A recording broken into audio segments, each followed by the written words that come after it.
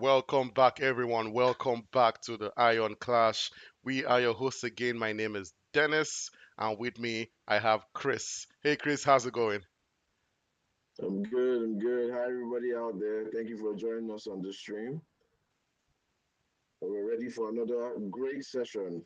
Mhm. How you feeling, Dennis? I'm feeling good. I'm feeling good, Chris. It's gonna be an amazing lineup. The matches that we have set up for you guys is gonna be crazy. We have some good matches, some good pair ups that we have today, and it's gonna be epic. And what I love about today, this is the last stream for set two. So everyone right now is trying their best to either move on to the group stages or stay away from relegation, right? Because if you're coming from a previous loss, if you lose again this second round, you are out of the Iron Clash tournament. So the stakes are high, the nerves are increasing, everyone is trying their best to remain in this competition. We already have a bunch of people that have moved on to the group stage already. I believe we have up to 30 people that are already qualified for the group stage, but we still have some space for more of you guys. So by the end of this stream today, the end of the second stream, we're going to have a lot more people that will be shining in the group stage, and sadly, we're going to have to let go of a lot of people as well.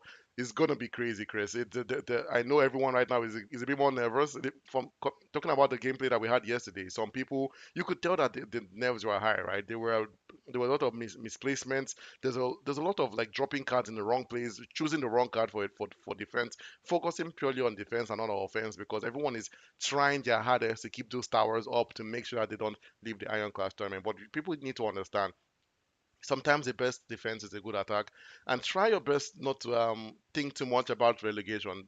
Focus on your goal. Focus on winning the match, right? And try to see it as a regular match, not as a tournament match. And that's how you might be able to succeed. But yeah, Chris, the games yesterday were epic, and it was insane. I wish you were here, but I'm glad you're here today because even the lineup we have today is something special. Yeah, I was able to catch some of the streams on our platform on YouTube, and today more clips will be coming out of yesterday's matches. You can easily tell that those were extremely high stake matches. The confidence was up, but at the same time the anxiety was up.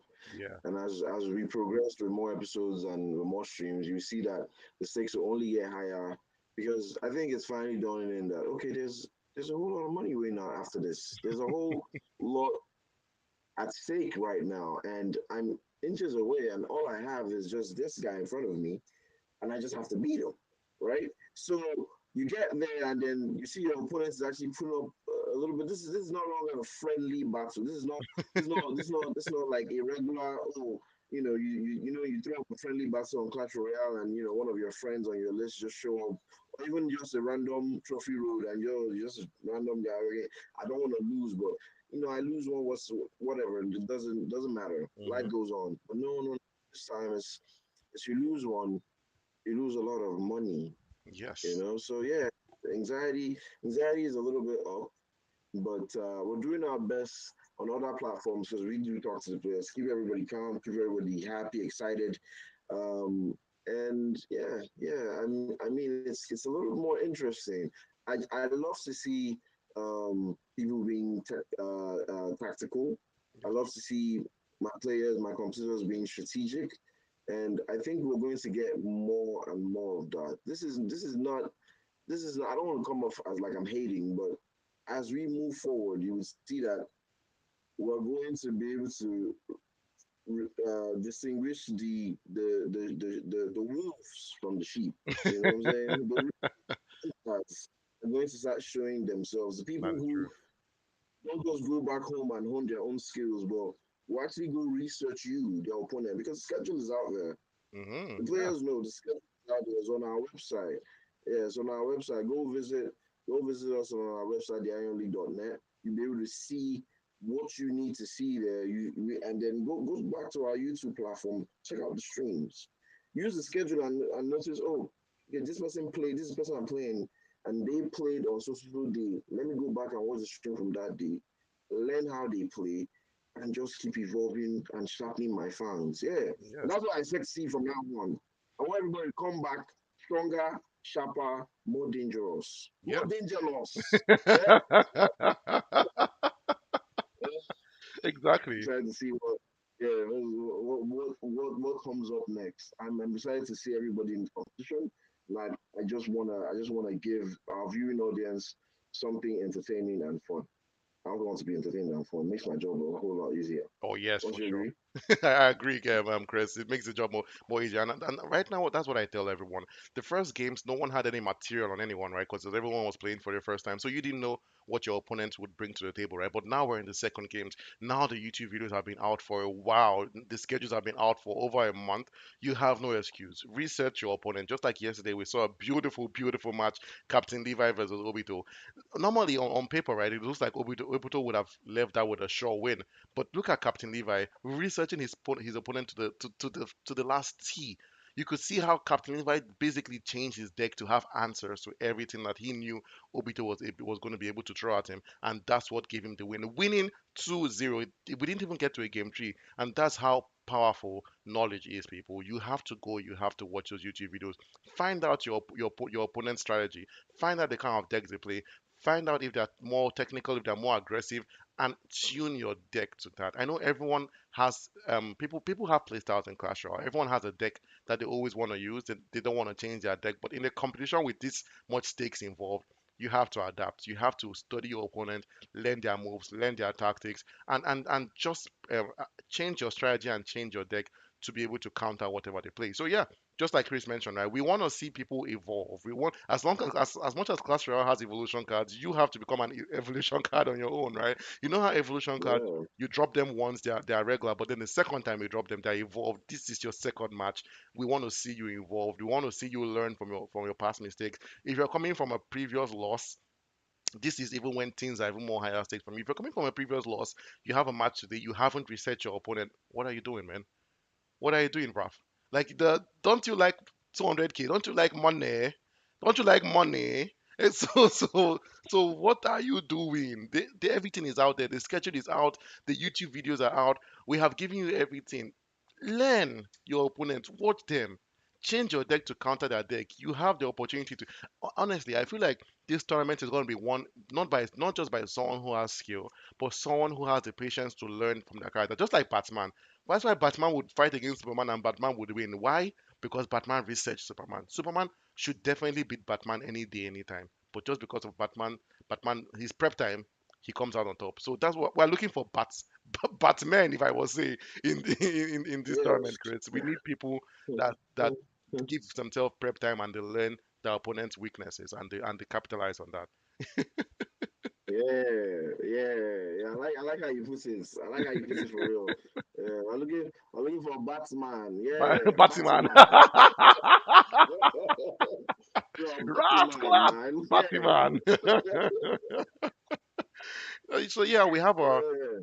so just before the matches begin, one more thing I have to remind you guys, okay? I think people keep on forgetting this, and it's something that I don't know why people are forgetting. Remember, we have the Sacred Word giveaway coming up very, very shortly, right? And that's something that Tega has been able to constantly win. The last four Sacred Word giveaways, Tega won, which is insane. I have to give a big ups to Tega though. I don't know how you're doing it, how you're constantly winning these Secret Word giveaways, that's the energy we need, right? So just like we did yesterday, at any point, either during this first stream or the second stream, I will ask my co-host, what is your favorite Clash Royale card of the day? They would give me an answer. It could be the Mega Knight, it could be the Royal Recruits, the Witch, the Golem, the Goblins, the Goblin Barrel. It could be anything. And the first person that goes to our Instagram page and sends us that card, that secret word, wins 5,000 naira. There are only three caveats. One, you have to be the first person that sends us the message. Two, you have to get the card correctly. If Chris says Mega Knight and you send us Pika, no, you're not getting that money. And the final, most important caveat is you have to be following us on Instagram. So if you win, and these are very really really easy criteria, right? The first two you can basically do that on your own, just listening to the stream, and then the final one, go follow us on Instagram, send us the name of the card, the 5,000 naira is yours, no strings attached, no not it's all yours. It goes to you. So yeah, we're hoping for maybe someone else winning the 5K today, but if it goes to Tega again, then clearly he's the one that deserves it, right? And These are just like we the- mentioned, yeah. I and Chris mentioned earlier, right? If you win this 5K every single Saturday or Sunday for the whole stream, you are walking away with 120,000 naira. That's more than what the number three would win just by watching our streams. Then imagine if you're watching our streams and you're still participating, and then you take first, and then you also winning all the streak. The Iron League basically just gave you free 320,000 naira. Can you imagine that? That's insane. That's insane by any records out there. So yeah, it's all yours. If if playing phone games can get you salary, that's what we're here for. That's why. We're here to make those kinds of dreams come true. Yes. Wait, Dennis, what do you think we should spice things up today? The secret word giveaway will still remain what's your favorite card of today? That will Mhm. still remain the main question. But we can spice things up by throwing them off. Maybe you ask me what's my favorite spell of the day. That's not the answer, but they might think True. that's what I'm saying. Oh, who's your favorite tank of the day? Who's your favorite, long range character of the day? Things like that. Just Just listen to by spice listen. it up. Who's But, your favorite? but you still have to pay attention to when he says, "What's your favorite card of the day?" It's like I could just say, What do you think? what's your card? And just Yeah, yeah. what's your card? That's not the correct one. That's He the didn't correct say one. favorite, so that's not the answer. Yeah, Wow. What's your yeah, favorite of today? There's no card there. The yeah, sentence is yeah. missing. Who's It's your incomplete. favorite player today? I was like, Captain Lever. That's not the answer. That's not the answer. That's not the answer. You have to listen for the exact sentence, people. Okay, so it's Yeah. the first match is beginning in 3 minutes. We have Star CR versus Jekyll. Both players coming from previous wins. I know Star had a previous win. He did play his match, and I believe Jekyll is coming from a previous win where his opponent was a no-show. So that win went to Jekyll. It's so interesting seeing that we have some people here, Chris, that have moved on to the group stage without playing a single match because their opponents were both no-shows back to back. I'm like, it's insane when you think about it. Someone not playing a single match, moving on to the group stage, and then you see someone out there battling, fighting the worst Are matchup those, possible. are those, are those people from Edo? Eh? I Are they, what's the special tricks are they playing? don't Hmm? know. That's I don't. beautiful luck anyway. That's beautiful luck, but that goes to show that showing up, showing up is what matters. That's the first thing that matters. Show up. Yes, Show up. Yeah. yeah. And Some you people can have be left. like these Edo boys. I'm joking. I'm just No, playing, please. I love my Edo brethren. honestly, it's crazy. We have some people that have left the tournament without even playing a single match just because there were two no shows, no shows. Bye bye. Yeah, You have yeah. to show up. You have to show. It's just like going to work, right? And you don't show up and you expect to get paid at the end of the month. No, you have to show up. You just have to show up. Um, That's how it is. Oh, and we've tried our best to accommodate people, right? We've made the tournament only stream during the weekends. We've told you if you send us a message just 3 hours before your match, we will reschedule you. And lastly, we've made the tournament free to enter. So we're basically giving you guys all the perks, all the cards, right? Is now all you have to simply do is show up. And I see Tega is already on the stream. Welcome, Tega. Welcome, Tega. A beautiful Sunday for you hosts. Dennis, oh, no, he called you Kingsley. That's Chris. I know they look very similar, right? oh But that's yeah, Chris. no, They're yeah, all beautiful yeah. Igbo She's men, light beautiful skinned Igbo people, men. man. Yeah, exactly. We all look alike, but no, I'm Chris. I'm Chris. Kingsley looks like he wants to be me, but he has a, He's trying so hard. he has a, he has a deeper voice. Trying so hard to be His Chris. voice is a bit more like this. If I present you, but man, I was sound more like Kingsley. Yeah, that's Okay. Kingsley for you. Yeah. If you want your audio not to be too good, Oh yeah, I'm exactly. joking. We That's love Chris. Kingsley here. We love Kingsley here. This is what Kingsley is. And I see the One of these days, I and Kingsley will have our own stream, and then nobody will say who is talking. Nobody knows who brings us talk. He wears glasses too, right? yes, Kingsley, he wears Kingsley. glasses too, which is Since insane. when? Since when? When I knew Kingsley, he used to wear glasses because he's seen that glasses is the way. Is Wear the your way. glasses too, Dennis. I'm about to wear my Dennis, glasses wear now. your I'm glasses. like, it's true, Sir. I forgot to wear my glasses. Oh, The glasses oh, king. that's what I'm talking Glasses gang, about, gang, bro. gang. I'm a gang, gang, Like gang, gang. Spectre, I be going down with my like gang, gang. Spectacular. I'm a gang, gang, gang, gang. We're just having fun.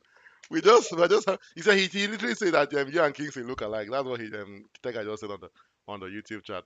But yeah, I see the match Jekyll versus Star is about to begin. I know Star's been online for a while. I'm surprised that now it's taking so long for him to accept um the match. But yeah, let's see. Yeah, The match should have started already.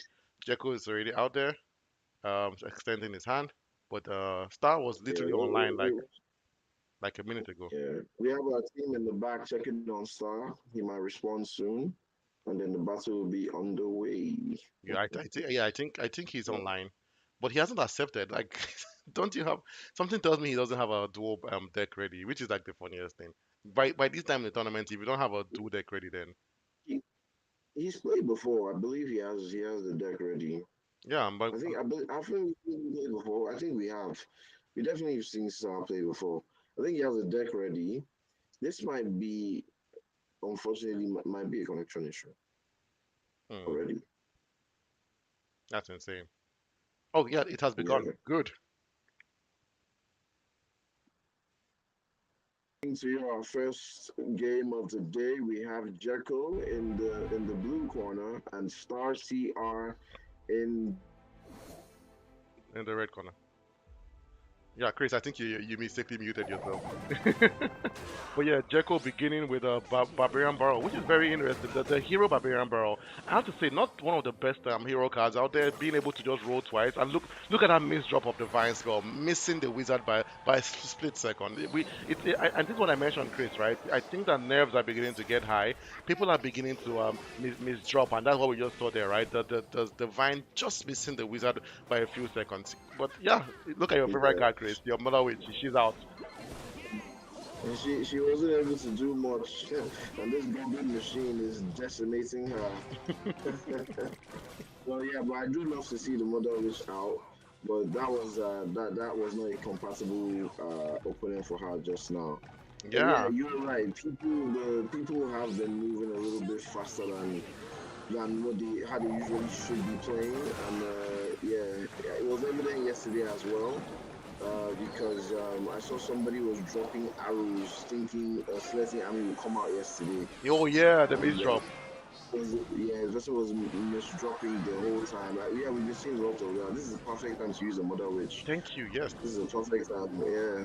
Well, unfortunately, Jekyll has already suffered one tower going down, and Star CR's towers are almost in mint condition. They're looking good. He has dropped an Evolved Wizard, and I love to see that shoot around our Evil Wizard. And he's still going with a little bit of the Mother Witch's spell, the Hog spell. But yeah, that's quickly cleared out, and now he has backing from skeletons. Jekyll's elixir is going into overflow, and Hmm. I know before I spoke about Star possibly having network connections. It's possible now that Jekyll might be the one having the network issues. He still hasn't dropped a card. I think Star is also being a very nice person because he dropped his Skeleton King all the way at the back just for to see if Jekyll will respond. There's no response from Jekyll, and Yeah.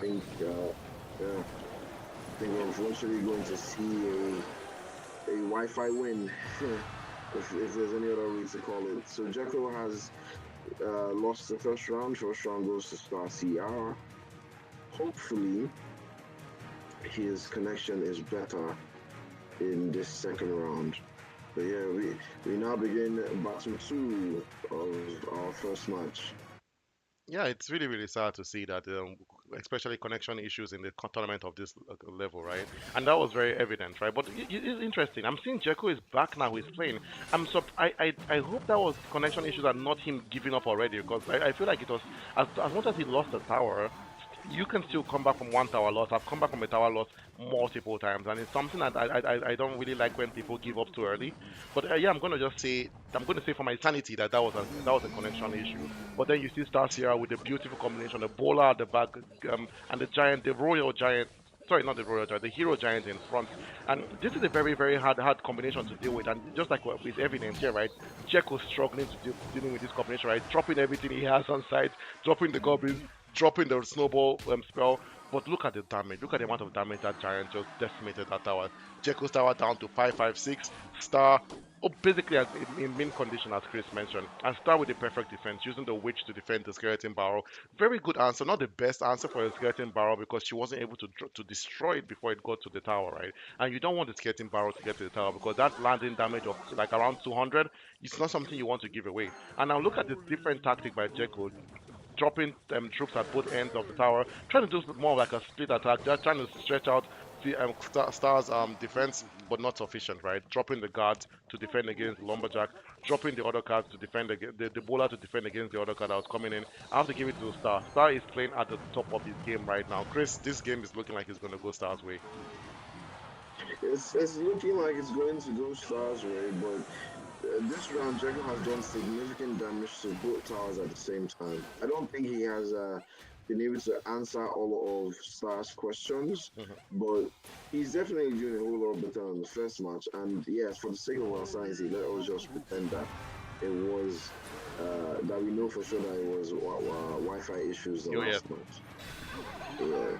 but yeah, The two-way strategy sometimes doesn't always seem reasonable to me, the two tower strategy, because it could work against you very quite easily, and it was also evident because he didn't have enough he didn't have enough elixir to defend the tower that went down. So sometimes the two-way strategy works, but that's when you have a sure hit skill. I've seen people pull that off by one focusing a whole lot on one tower and then dropping some like a mini Pika to quickly run and do some damage on the other tower. yes. But doing that with the lumberjack just didn't seem quite enough, especially when you have a hero giant going at you. And here we have the hero giant still coming strong for this other tower. And like I said, he doesn't have much of a response.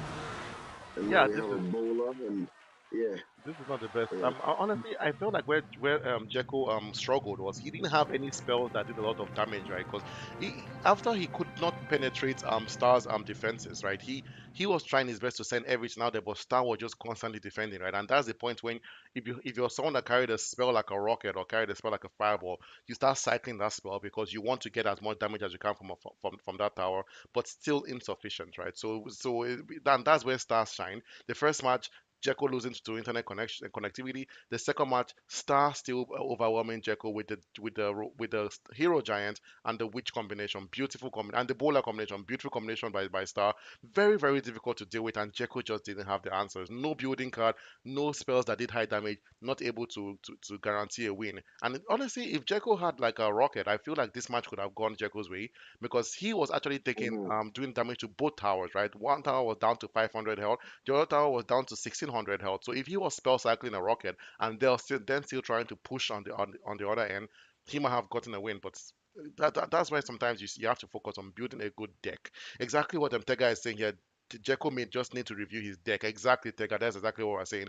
If his deck had a bit more spells that did heavy damage, he might have come out successful in this match. But yeah, the good news about this is both players are still in the Iron Clash tournament. Jekyll would now have to prove himself with one more match for his game three. Star Sierra moving on to the group stages. Congratulations, Star.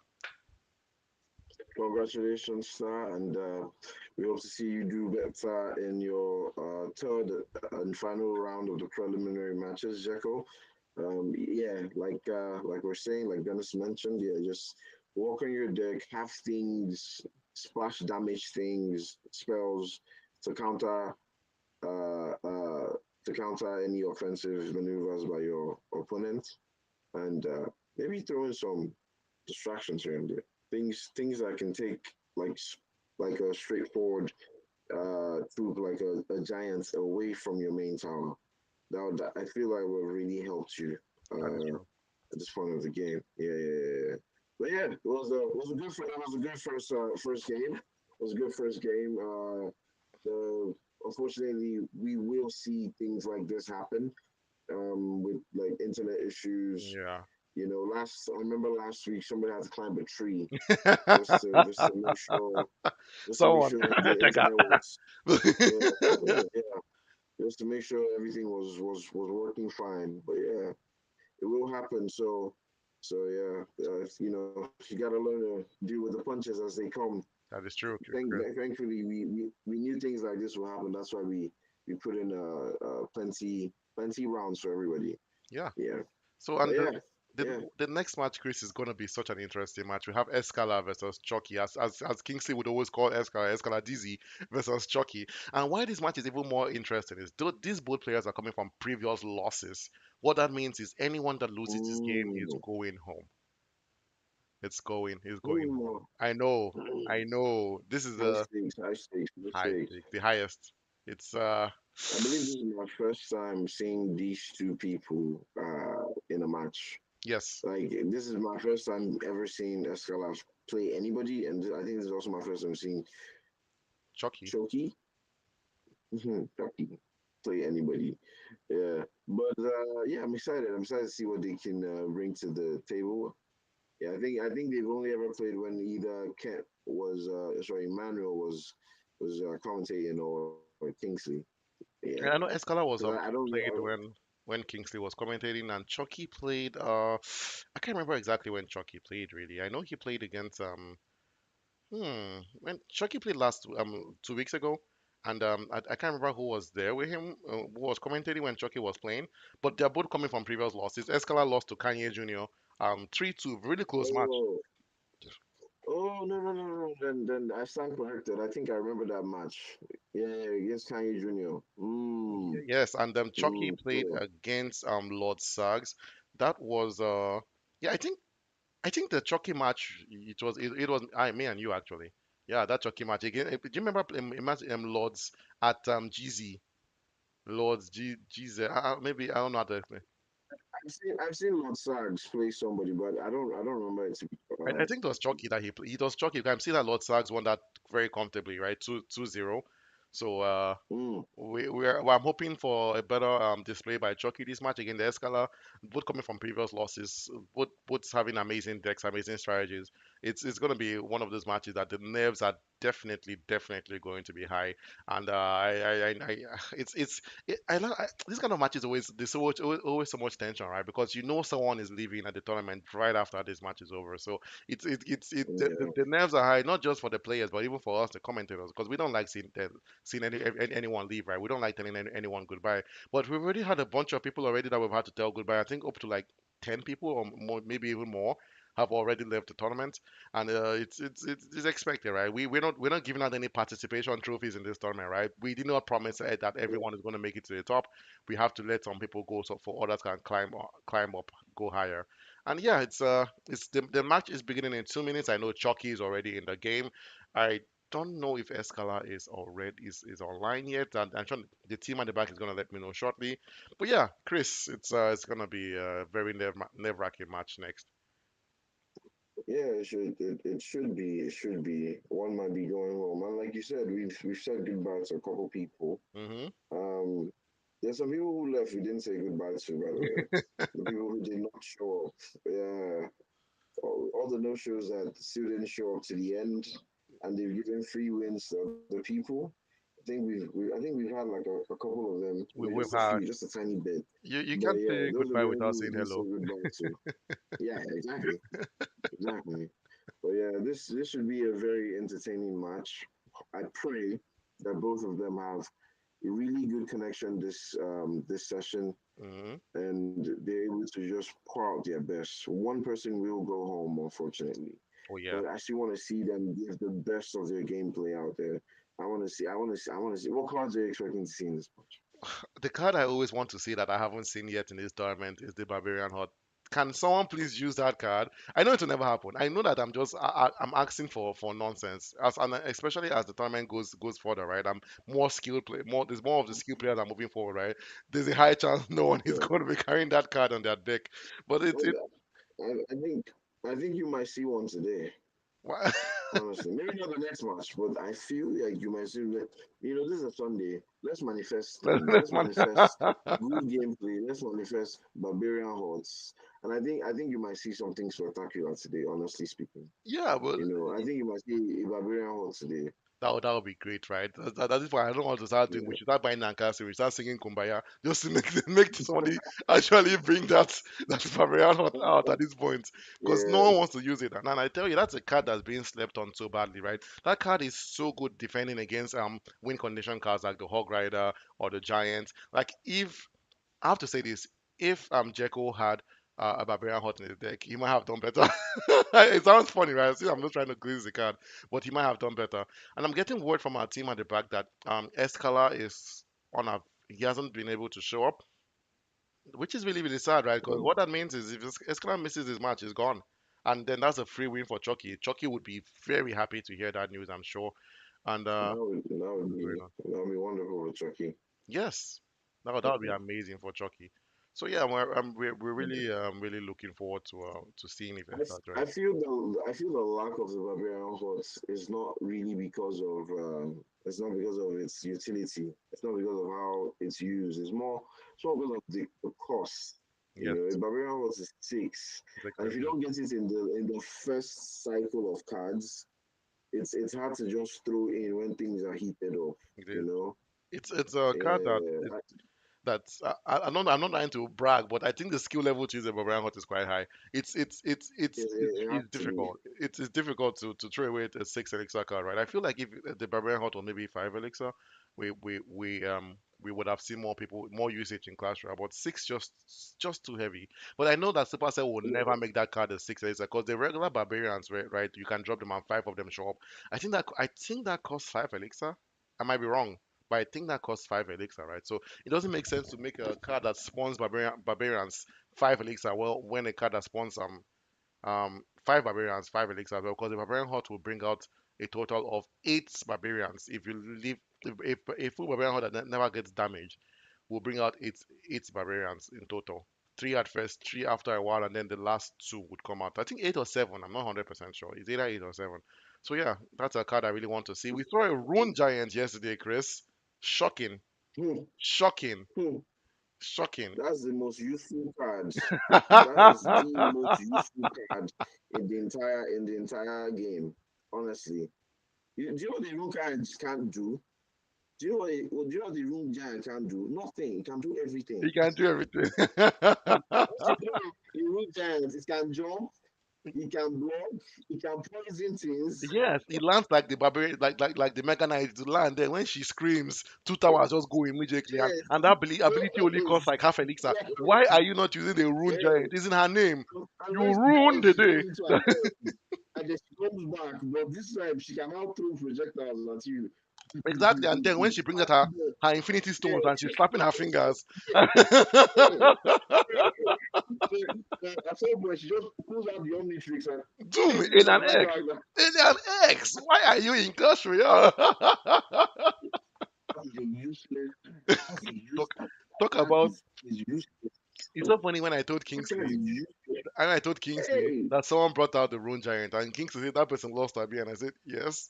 Kingsley said, of course, no person that is winning games is using the Rune Giant. Such a horrible, horrible card, really. Like she it, just it, it, she sucks. it's nonsense. It's She nonsense. just But sucks.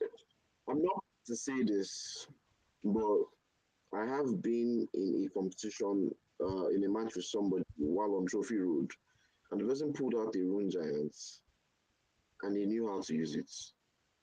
It was actually very scary at that point. The person pulled out a Rune Giants, and they pulled out the sentence. Is that what she's called? The healer priestess. What's Oh, her name? the battle healer. The battle healer. There was a rune giant, a battle healer, and then there were like minions and something else. The person built it up like he had a tank in front to distract me. Then put the rune giant there, put the battle healer behind, and um, and then put like a minion horde on top. It was very hard to fight this person Really? because they were buffed two ways. Yeah, they were buffs. Oh yeah, that's Everything they true. had was there was a rune buff and then there was a healing buff and it was too much. And then the healer had an effect on the rune giants and that one had an effect on the healer too. It was a bad combo and I was actually for the first time I was like, okay, I'm afraid of what this person can do. I'm afraid of what this person. But at that time on my deck, I had a Sparky, so it was business. Sparky is coming back. Sparky is coming back. That was something Kingsley and I were talking about yesterday. Have you noticed that the more people are using Sparky these days? I don't know if you've noticed it, but I've Yes, noticed it. yes, Sparky is yes, slowly yes. making he or her way back. I think her way back into Clash Royale, and I love that. I love that for Sparky. Yeah, Sparky was a dangerous card to see back in the day. Like when you saw a Sparky, all hands on deck, everything was going out. But slowly, slowly, scary it got stuff. nerfed. Scary, very, very, very scary. Scary. Before I heal your rune giants finish, I will blow you up. hmm Boom, boom. We It was incredible, man. we just But got. I I'm was sorry. afraid. I just want to say that we Yeah, just got sorry, continue. confirmation that Escala would not be joining this match, so we have to say goodbye to Escala, and the win goes to Chucky. Congratulations, Chucky. You have a win now in the game, and now you move on to your game three, where you have to get one more win to move on to the group stages. But yeah, congratulations, Chucky. Free win for you, right? The nerves. He must feel Congrats. like they poured cold water on his body, and he just like, ooh. Like it must feel so good right now for Chucky. Like it's such a relief. Yeah, but Chucky, don't take this as don't just think about this as an easy victory. Think about this as an opportunity given to you on a blessed Sunday. Now go back home, research, try and practice. You know, you have your next match might be in 2 weeks, it might be next week, but you at least you have 1 week. You Yes, have a good 1 week to go and practice, to go and learn your opponents, check our schedule, come back super prepared. I mean, you don't have anything to prove to every other person, but me, you have something to prove because exactly. I don't remember your gameplay. I want to remember your gameplay. I want to remember that Chucky now, scary guy, lived up to his name. His name. You saw Chucky and you were just thinking about a little mini bigger coming in. Like, yes, And the Berserker, and the Berserker did. no, yeah, exactly. The Bizarre look, he looks like the bride of Chucky. But Yes, yeah, it does look you like just Chucky. yes, yeah. That's I want you to please just go practice because honestly, I want everybody who deserves to win, and I want to see like Dennis said, you guys keep evolving hmm as the weeks go by. I want to see my hero at the end of this. If we're still going to be using card terminology, you've gone from evolution. Now I want to see your hero phase. Thank Yeah, you. That was I want to see the beautiful. hero at the end. Yes, Yes, yes, yeah. I'm excited, yo. I'm yes. excited. And the next match we have coming up is Frosty versus Kiavo. Kiavo is coming from a previous win. So if Kiavo wins this match, Yes, he moves on to the group stage. You remember Kiavo, right? You are there. I remember Kiavo. You understand? I remember Kiavo. He did things. I remember that Yeah. guy. And Frosty, About little John Wick. yes, yeah, Yeah, exactly. Kiavo Reeves. yeah, Kiavo, please. And then Yeah, I Frost is coming remember from a you. previous no show actually. He didn't show up for his first match, so that was a loss to him. So we have never seen Chucky's gameplay. See Chucky, sorry, Frosty's gameplay before. I wonder if he's going to cause some ice storms in the field. If I see him like an ice golem, a freeze spell, a snowball spell, that would be so cool to see an ice wizard, right? Ice Just Wizard, a yeah. theme to his name, right? But yeah, it's going to be very interesting. That match begins in 6 minutes. Honestly, I would love to see a team deck. I would love to see an We ice haven't team seen one deck. team deck. So, yeah, yeah, That would be that so would be cool, right? beautiful. Having an ice team deck, and I don't think Yeah. there are enough ice cards in. Maybe now I'm thinking about what an ice team deck would be. It would be the I'm trying to see 8 cards, right? It would be the snowball. It would be the ice wizard. It would be the ice spirit, the free spirit. There's an ice spirit, right? Yes, there's an ice spirit. Yeah, Yes, it would be an ice spirit. It would be yes. the free spell. I would say maybe a clone spell to clone the ices, right? A mirror spell Mm. to play the ice again. But then we have 2 cards left. What would those 2 cards be that ice theme? I don't. I think we're out of options. I don't think there's any other card that does any form of freezing, except you want to carry the electro wizard maybe, but it's not really an ice. So yeah, it does a lot of I don't know. Well, we haven't put tanks. I know we put the ice golem, but Oh, did I say the ice golem would you? actually? I think you did. Oh, okay. I think you did. You did say the ice golem, but okay. So the ice golem. hmm Should we? Who would be a melee person, a melee person? Sorry. Oh, for an ice deck. Huh. Yeah, There's no one who that would be I our think that does any form of options ice. center? Maybe the mini picker. That's the only person I can think of for some odd reason. That's that maybe I don't know. I don't know. The real ghost to me seems like an icy person because he's dead. You're And right. he looks You're he looks right. all pale. He lose It's uphill, yeah. He's a bit icy, yes, you're yeah. right. So now we have one more person left. Who would that be? Who would be the icy person? Huh. Hmm. If the theme is ice and weather, maybe we can throw small tornadoes and something epic. Yes. Yes, that would be a very cool deck. Ice Ice Baby. That would they call that deck. It's sweet, Yeah. sweet ice team deck. That would that we haven't seen any team deck because sadly I don't think they really work very well. But they're just more for show, for swag. But you not see any team deck person going to getting to 12,000 trophies. I don't think there's a synergy for all those cards. I don't think they work very well. Yes. But playing someone that uses a free spell, a snowball spell, an ice wizard, and ice golem in the same deck would frustrate you. Your cards would not just move. They would just Mm-hmm. not move. They would always be in the same spot. That would be so funny. Yeah, Imagine if you now add electricity and stun. Just you freeze and then you stun. That would yeah. be. I feel like that would be a sight. So I feel like you're about to say something. Oh yeah, I was about to say that Tega just said something on the YouTube chat. He says Snowball, Ice Free Spell, Ice Spirit, Ice Golem, Ice Wizard, Clone Spell, Royal Ghost, and Tornado. Yeah, perfect. Perfect. I think he's missing a mirror there. Yeah. Maybe take away the tornado and put a mirror spell. Then that's now completely an ice team deck. And yeah, Samuel, I see Samuel said hola hola. Welcome back, Samuel. We're glad to see you back here again. Yeah, we love I like the fact that the more of the YouTube community is getting more and more. I'm seeing no before it was just us and Tega, right? But now we're seeing Samuel was here. Yesterday we saw James Ward was here, Praise Mhm. was here, April was here. Um Nice. we had a lot more people just talking on on our YouTube channel. I know right now it's Sunday, right? Some people might still be coming back from church, but yeah, come hop on, talk with us. We love interacting with you guys on the stream as much as you guys love interacting with us. And we're back again for some good Clash Royale gameplay. The previous match didn't hold. It was meant to be Escala versus Chucky. Escala wasn't able to attend the match, so that's a loss. We have to say goodbye to Escala, and Chucky now moves on to game three. He has an opportunity to now win his third match and now move on to the group stages. Next match we have coming up for you guys, starting in 2 minutes, is Kiyavo versus Frosty, and that's where the whole Ice Team deck actually started from, right? I and Chris were also here talking about Frosty. Maybe he's going to use an Ice Team deck, and then we kind of try to make an Ice Team deck. I Yeah. I don't really think an ice team deck would work very well in Clash Royale. Maybe it will. Maybe it's just my skill level. I don't see this combination working very well for me.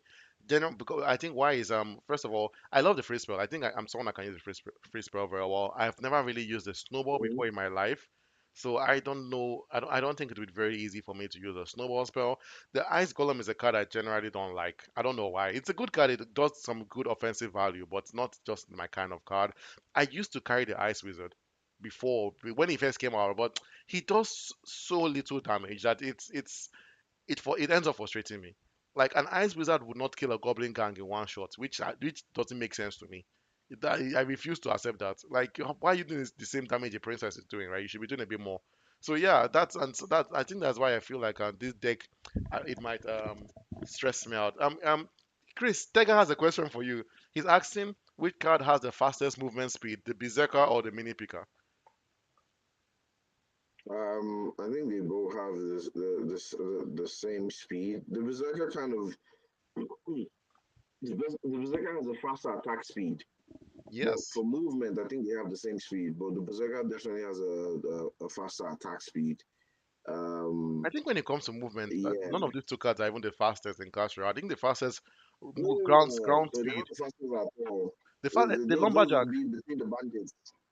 Oh, I think just running speed. oh, I was gonna say, Just running speed. oh, just running speed. I think it's the lumberjack. He runs Hmm. very fast. Is there anyone that runs as fast as he does? I believe he's faster when it comes to movement. Does the goblin the dark goblin, It's does he move quick? he moves quick, He's but quick.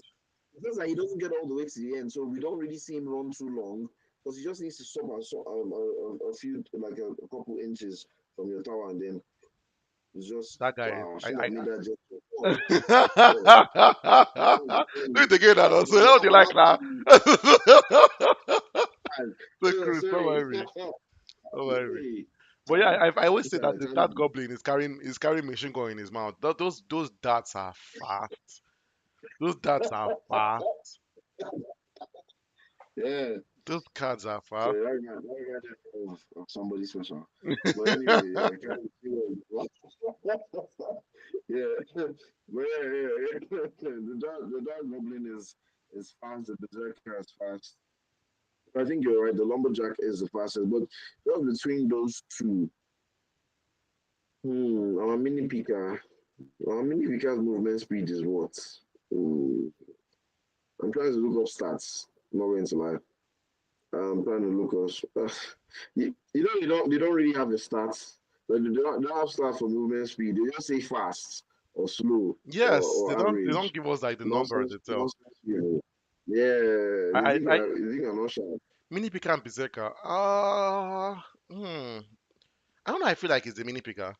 I know her attack speed is faster, but when it comes to movement speed, I feel like the mini picker is a bit. I might be wrong though. I don't know. I don't use the berserker a lot, but I use the mini picker, so I kind of can gauge his speed, right?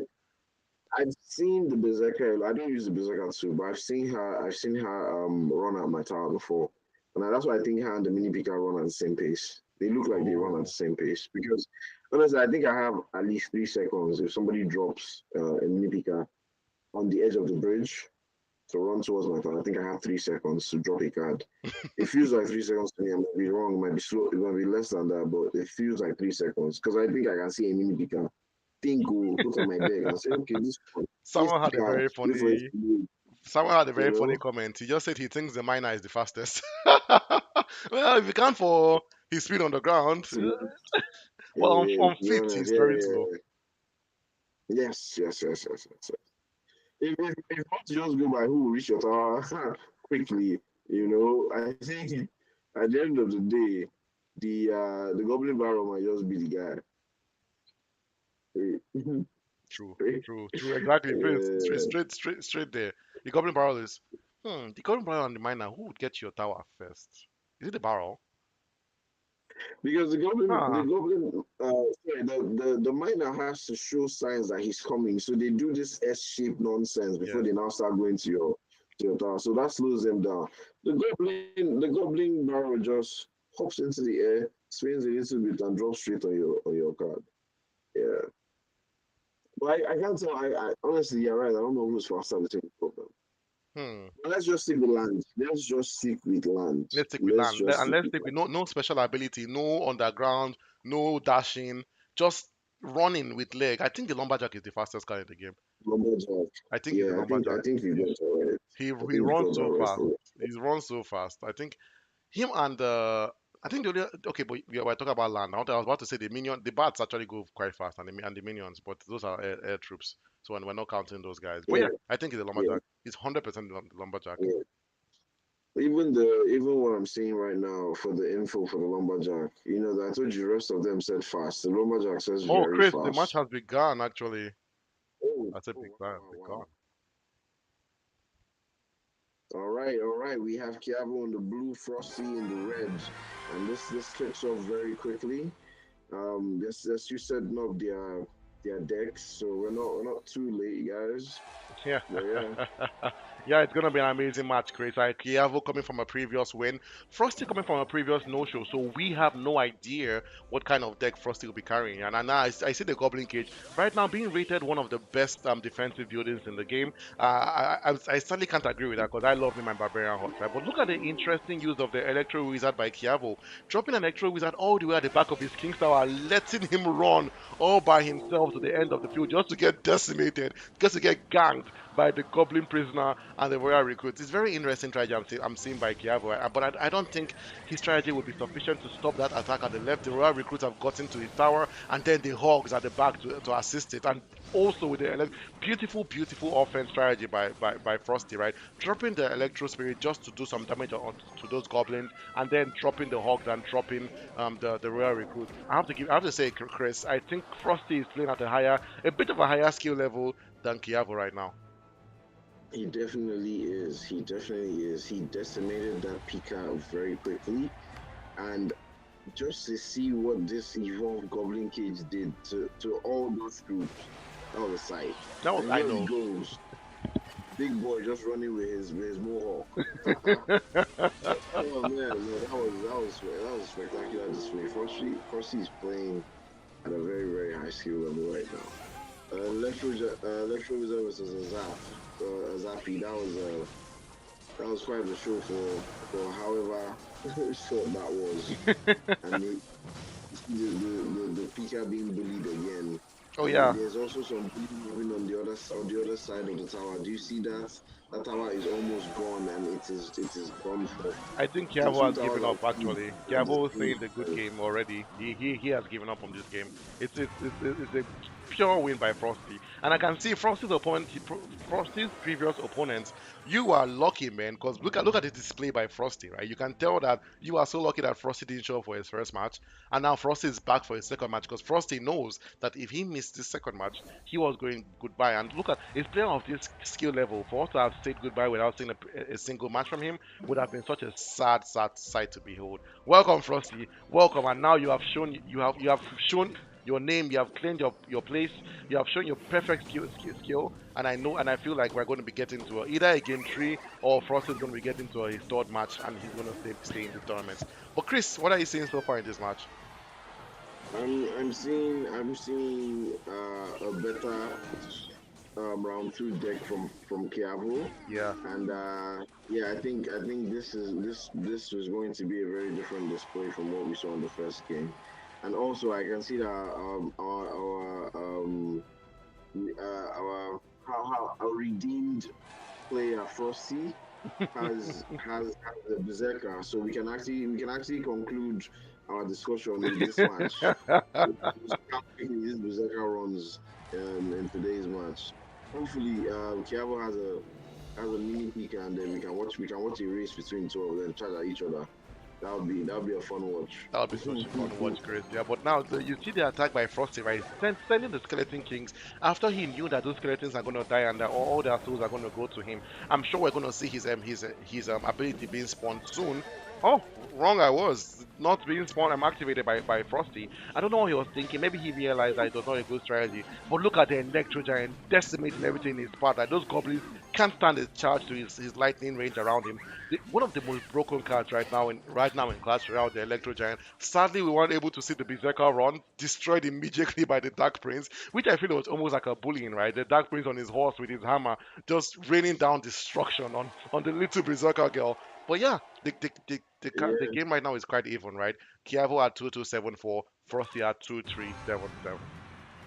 I love seeing the two princes just jump straight over the bridge to get Mm. to that. Ooh, this is a nice display. I like the strategy.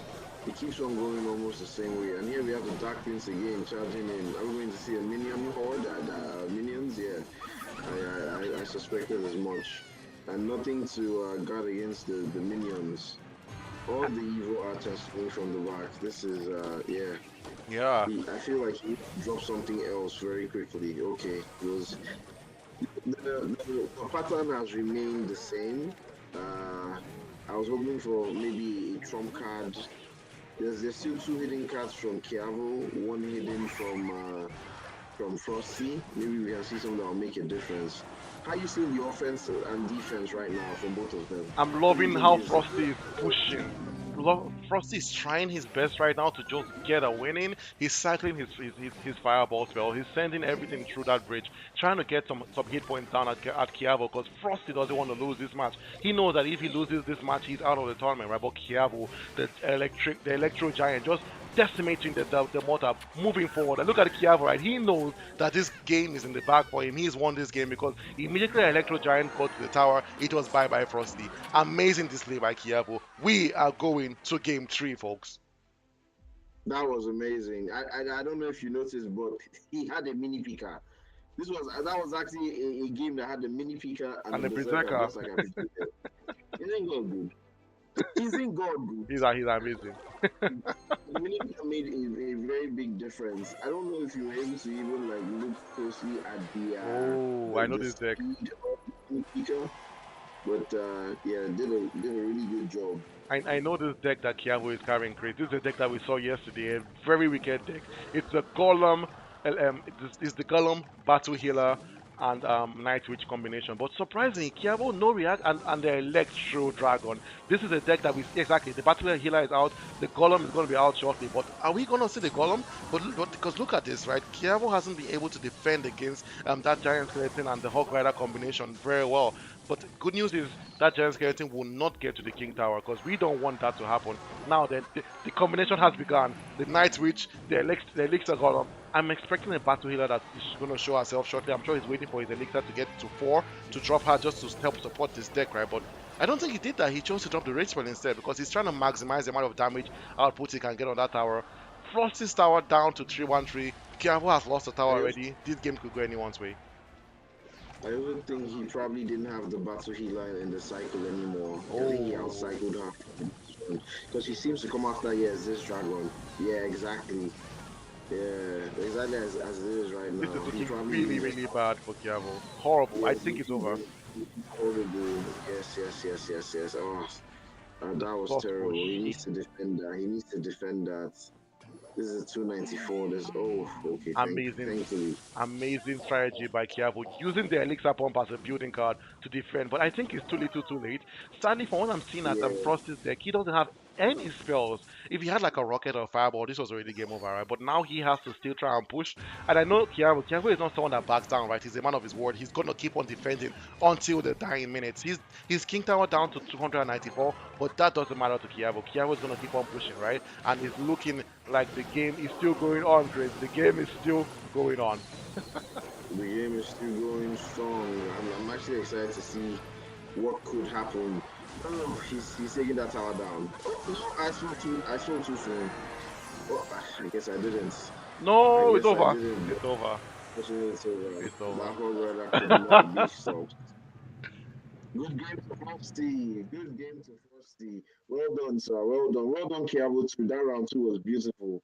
You know, the two of them truly did an amazing job at different intervals of this game. I feel like the round three was a little bit lackluster compared to the round two, but True. that usually is how round threes go because players build their best decks in one and two. You know, three is those just whatever I can muster. Unless you're like a real veteran. So yeah, I'm it really, was a really good game. It happy. was a good game. I'm really, really happy with the result of this match. You know why? Because Frosty now won his match. I mean, Frosty, we don't lose any of these two players, right? Frosty moving to game three. Kiavo also moving to game three as well. So good job to both of you guys. Frosty fighting because he knew that if he lost this match, that was bye bye Frosty from the tournament. So Frosty still in the Iron Clash. Kiavo still having both players having one more chance to move on to the group stages. And we will both see these both players again next weekend. It's going to be amazing to see them back again, battling it out, just trying to get to game to the group stages. And then the next match we have beginning in about a minute basically. Wesley K versus Alvin. Wesley coming from a previous reschedule, so this is actually the first time we're going to see Wesley play in this tournament. Alvin coming from a previous no-show, so his opponent was a no-show, so this is also going to be the first time we would see Alvin playing in this tournament. So yeah, it's really really going to be an Nice. amazing match. Yeah, nice. I'm excited. I'm excited to see this. I'm excited to see this. I know this is one of the many Alvins we have. So yeah, I want to see how our Alvins perform. I want to see how our Alvins perform. That was clearly a name that mothers were choosing back then. So Back yeah, then, that same months, I don't know what was going on. Oh, Alvin was maybe he's Alvin and yeah, the Chipmunks. Maybe yeah. the all mothers love that movie, and they say, you know what? I want my son to be a chipmunk. And this But yeah, and oh Samuel, man, so yeah, I see Samuel's comment on YouTube, right? He's saying that his money was on Kiavo, but he spoke too soon, and then Kiavo lost that match. And I see Tega is saying that Frosty is better, that he's known him for a long time. Tega knows almost everyone that's in this tournament. It's a bit concerning how you know every single person in this tournament. Tega, are you like a celebrity? What is going on? at least today we've not heard anything from that The holy zap. clan. Psh, You know I that know. clan, right? No Psh, the comments, holy zap. They should have a team. The holy zap. Din din din din. Psh. Honestly speaking, they need a song. Yeah, they need everything.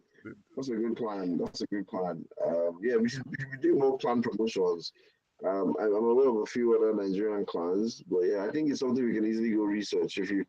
If you're part of a clan, you can easily just go check clans in that server or country, Hmm. and then you can see the top ranks. Yeah, What's but funny yeah, is yeah, because of how this tournament, since this tournament began, right, and so many skilled players are coming from all the clans around Nigeria, coming into the Iron Leagues clan to participate in that in their matches, right? The Iron Leagues clan has actually been one of the highest ranking clans in Nigeria just because of so many players are coming in and actually participating, so it's making our rank go up so high.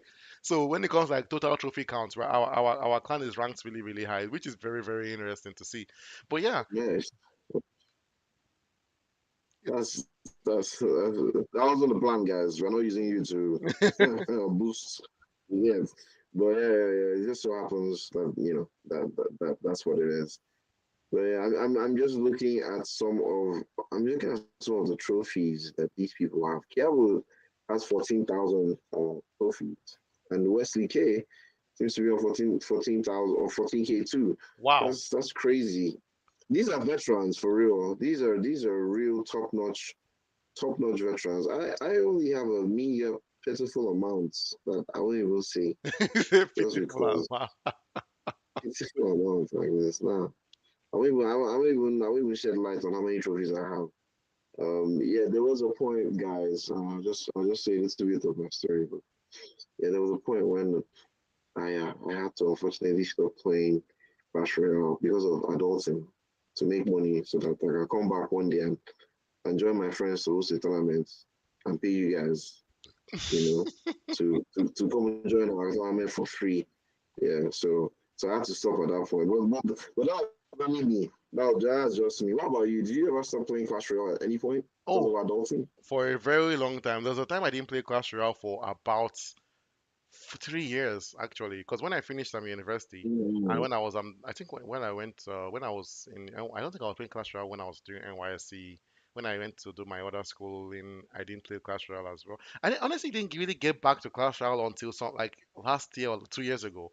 It's been a long time since I was back on Clash Royale, but I'm really really happy to be back. There's a time I Clash Royale is such a frustrating game. I think out of all the games that Supercell has made, I think Clash Royale is the game that makes me the most angry. Like Brawl Stars never makes me angry. Like if I lose a match in Brawl Stars, I'm never that pissed. I'm like, okay, because I think that the punishment is not so bad. Clash of Clans is, is the reason why I don't like losing in Clash of Clans is a war, right? My clan depends on me, and I lose a match. That when it gets bad. But it's really really difficult to even lose a match in Clash of Clans. Like to get like 0 stars in Clash of Clans is very difficult to achieve. You have to really play poorly to for that to happen to you. But Clash Royale, you could just have someone that's just beating you and laughing at you at the same time, dropping those emotes, right? The laughing yeah, emotes. Oh my god. horrible, Oh my god. horrible.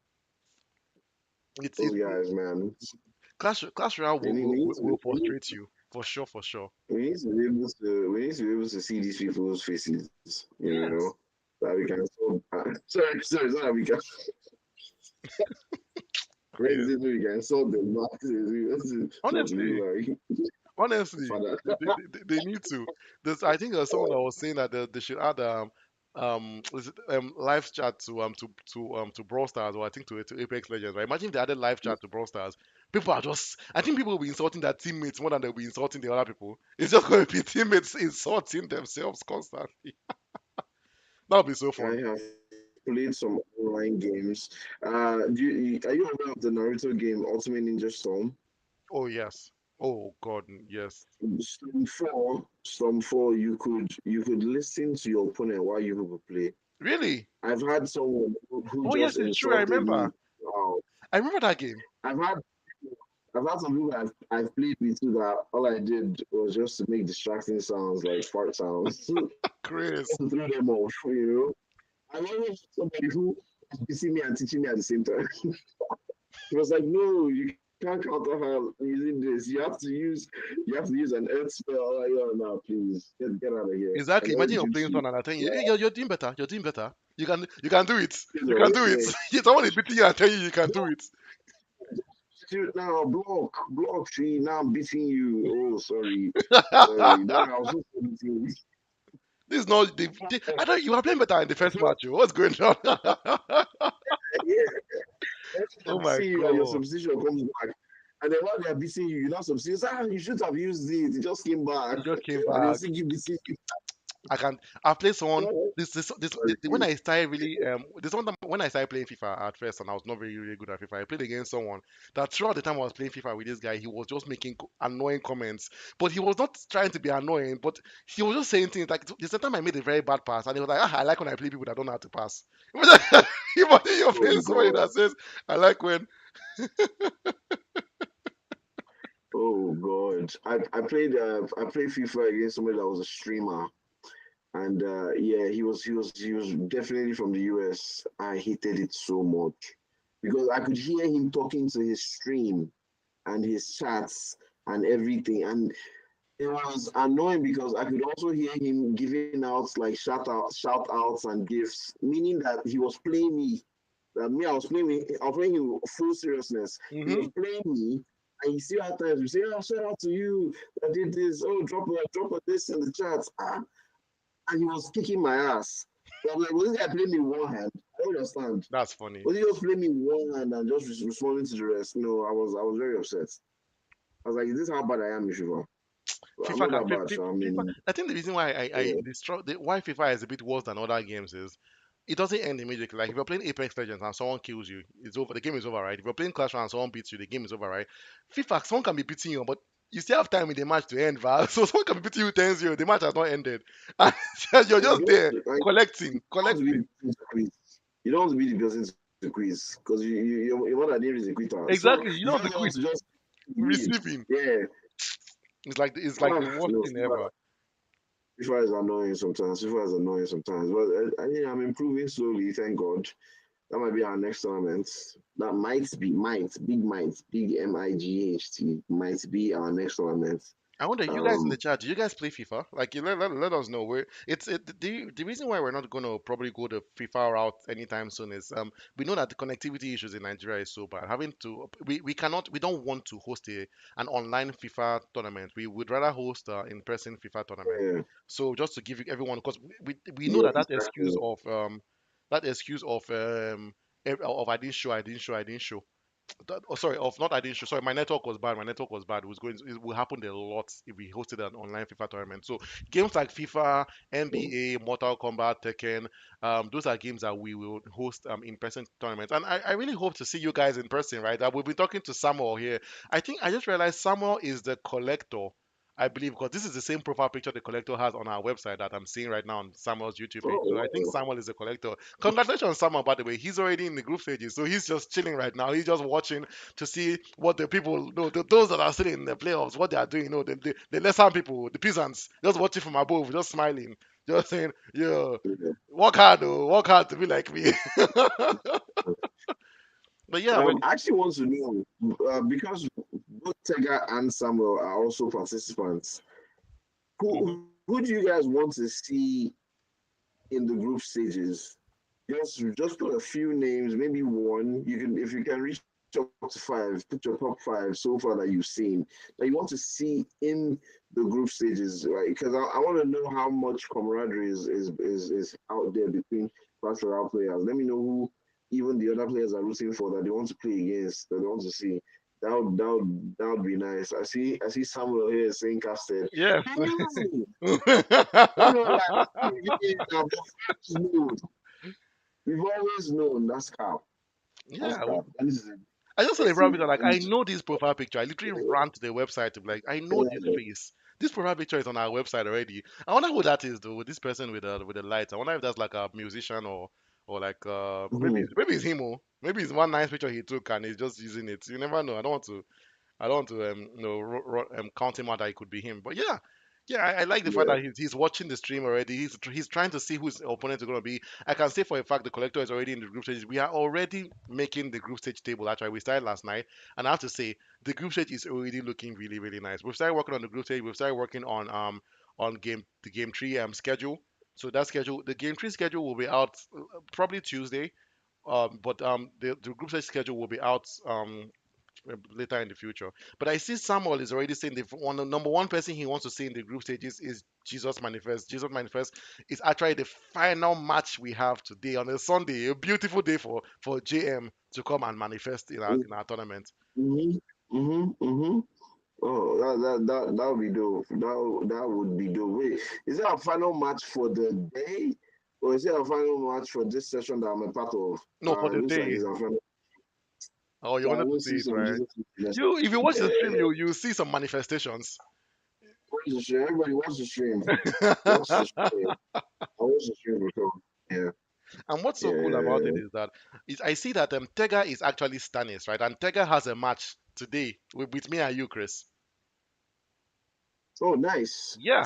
Oh, nice. Oh, Stega. Yeah, we love you, but you know. We can't have we can't be how I put it, we can't do favoritism today. So yeah, at that point we love you up until that time. From there it's all neutral. It's all It's all neutral. neutral. It could be you, it could be Nengi. But yeah, big ups. I hope you deliver. Secretly in my heart, should I say it or can I say it? You can say Let it, me say it. man. Say us. But still, if Nengi outdoes you, so I hope you've researched Nengi. I hope you want to see. Is Nengi a girl? No Is a idea. guy? Nengi is a guy. Nengi is Nengi is a probably a guy. guy. Nengi is probably a guy. It's The point about that, Nengi has actually played a previous match where he or she lost to DTM. So Nengi is coming from a previous loss, but Tega Stanis is coming from a previous win because his opponent didn't show up. So the stakes are a lot higher for Nengi. Look, I'm rooting for Nengi a bit because I don't want to see Nengi go. Because if Nengi loses his match, Nengi is gone for the tournament. And Nengi was actually in the stream yesterday, and he or she was actually commenting on the stream. When I saw Nengi talk and I saw Tega talk, I was just smiling. I'm like, do these two know that they are facing themselves tomorrow? So it was the funniest thing to see on the stream. But yeah, it's gonna be very interesting to see what happens, right? Yeah, yeah. I see the collector is saying another thing he wants to see show up is Rockstar Alfie. Yeah, that's nice. Roxa Alfie. That's Okay, nice. in the group stage, I've seen right? Rockstar Alfie play a little bit. Yeah. I've seen Rockstar Alfie play a little bit, and I like his gameplay too. Yes, Yeah, the Rockstar. his It was really gameplay. really good. I think Roxa Alfie is already in the group stages. I'm just confirming that, but I'm almost like certain that he has already moved on to the group stage because I don't think I might be wrong, but I don't think he's still participating. I think he had a match last weekend, which he won quite comfortably, and he moved on to the group Yeah. stages. So I think Rockstar is already there. JM, I'll be shocked if JM doesn't move on to the group stages after his match today. Like definitely he should be winning against Style. But the issue about it is that his opponent Style EXO has never played a match. His previous match was a no-show, and now this is the first time we're going to be seeing him. So we don't know anything about this player. So he might just come and just decimates and just give show stop the manifestations of Jesus, which we hope will never happen. But, but he might come and just do that. But we don't know. We don't know. And now I'm getting word that the next match we're supposed to have Father versus Eric. Father will not be able to make it. The win goes to Eric. What's so sad about this is Father is coming from a previous no show as well. So what that means is that we are saying bye bye to Father, but we never said hello to him. Yeah. So just like you mentioned, Chris, it's hard to say goodbye when you've never said hello. So father never showed up for any of these I matches. mean, So it might not be a good buy, but at least it's a buy. it's a bye. Bye for now. Yeah. Yeah, I just And confirmed Rockstar. congratulations, Eric. Yes, Eric moves on to the group stages actually because he's coming from a previous win. That's wonderful. That That's wonderful. Congrats, Eric. a win is a win. A win is a win. Congratulations, Eric. Now our next match, which I'm almost 100% certain is going to happen, is Zilla versus Blinks. I think these two players actually know themselves from what I saw in the group chat. Zilla mentioning, "Oh, it's Blinks I'm actually playing against, right?" So this is going to be a very very fun match. I think they're both from Zilla's Empire. I think there's a clan called Zilla's Empire where Zilla is I actually was going to say, I was going to say, yes, Zilla Empire. I'm very aware of that clan. I'm very aware of that clan. I remember the first time I saw Zilla play. I can't remember who he played against, but he played against another monster. Um, I just can't remember. I just can't remember who he played. but he played against a worthy opponent, the one I watched, or the one I commentated on, and yeah, I've been really rooting for Zilla since then. Really? I've been No, super Zilla rooting plays for Zilla. very, really well. I remember that match. Amazing again display. And yeah, we're really hoping for that. I hope that match holds, right? Because I'm trying to find out if I have any information on Blinks. I think Blinks, Zilla is coming from a previous loss, actually. He played against Kempachi. So He Zilla, played against Kempati. Yes, it was Kempati versus Zilla. Godzilla, Yeah. yes! I've always like the two of them played very, very well. Yes. The two of them played very, very well. I kind of want to see. I want to see Zilla perform good today again. And yeah, he is up against Blinks. I'm trying to find any information I have on Blinks. What's Blinks coming from? Yeah, Uh, exactly. that's what I'm. You know, I will get back to you shortly. I need to find him.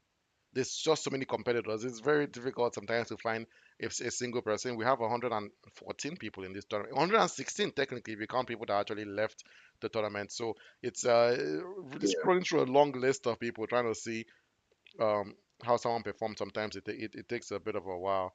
Where is Blinks actually? Why haven't I seen him even once? If Blinks is also from the Zilla Empire, then this would definitely be very interesting because these people know each other. Oh, I just confirmed. Blinks is coming from a previous no show. Whoever loses this match is out of the tournament. Ooh, it's a high stakes one. Damn, Zilla. Damn, Blinks. I just, Okay, do you see what Tega said? so I what is it? His Blinks was banished from Holy Zafaka. That's what? The a rogue rogue rogue ninja. ninja. Rogue ninja. Yeah, yeah. So this is Godzilla versus Sasuke. I Ex- understand. I understand. This That- will be history if you think about the name Blinks being tied with like oh instant yeah, that is true. That is yeah, true. yeah. That's gonna be awesome match. I'm really looking forward to this match. It's a match that it's one of the matches today that I look forward to. This match is one of the matches. I'm also looking forward to Stannis versus Nengi Senpai because it's gonna be so fun to see those two battle it out.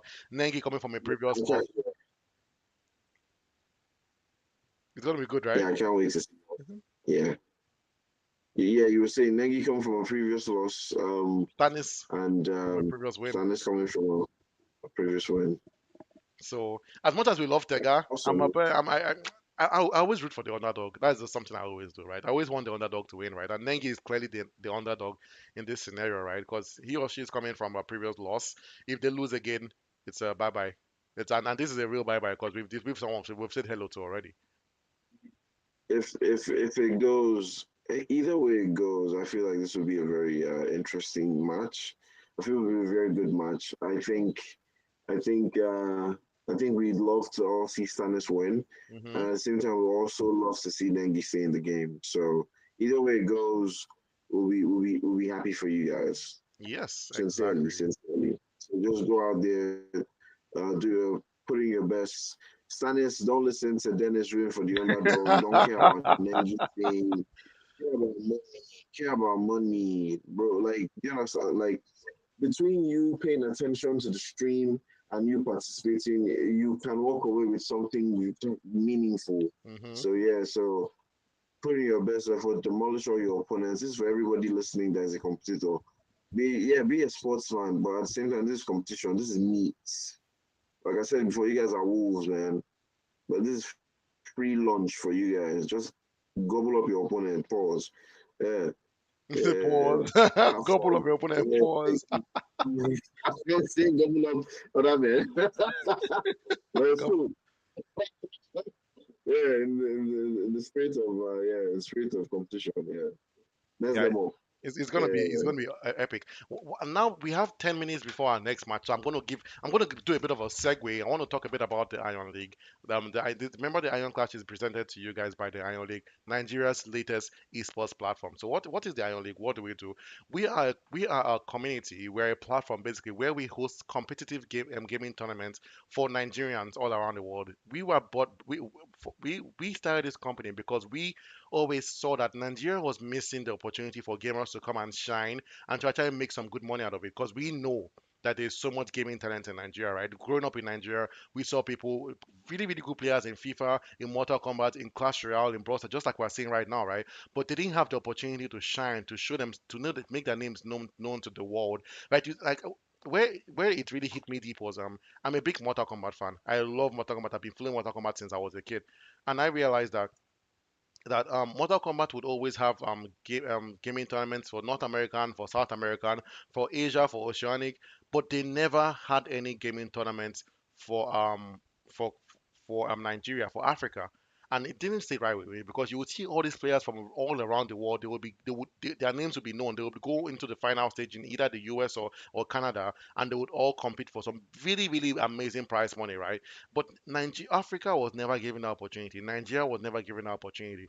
And yes, we do know that there are some other esports companies in Nigeria, right? But we saw that there was a void in an esports company that was really, really in tune with the gaming community, really, really in tune with the players, not just the competitive players, not just their guys, but people from all around Nigeria that actually love and are passionate about the games that they play and wanted to shine. And that's why we came in. We want, as much as we are hosting these gaming tournaments, we want to be really in tune with the gaming community in Nigeria. That's why you see us here streaming while we're talking to Tega, we are talking to Samuel, we are reaching out to people left and right on WhatsApp, on TikTok, on Instagram, on Twitter, just to hear from the community, right? To give to the community and to hear back for the community. We are a gaming company by gamers for gamers, and that's what the Iron League is. So I really love that this is our flagship tournament right now, the Clash Royale tournament. What we're gonna do next is a secret. We are not gonna announce it yet. We're gonna have another gaming tournament, but it might not be Clash Royale because we're trying to make people understand that we are not just a Clash Royale company, we're an esports company. And then we're going to slowly divulge into other games, right? Not just mobile games, but also console games. That's what I and Chris were mentioning earlier, right? We're going to probably have an in-person and gaming tournament.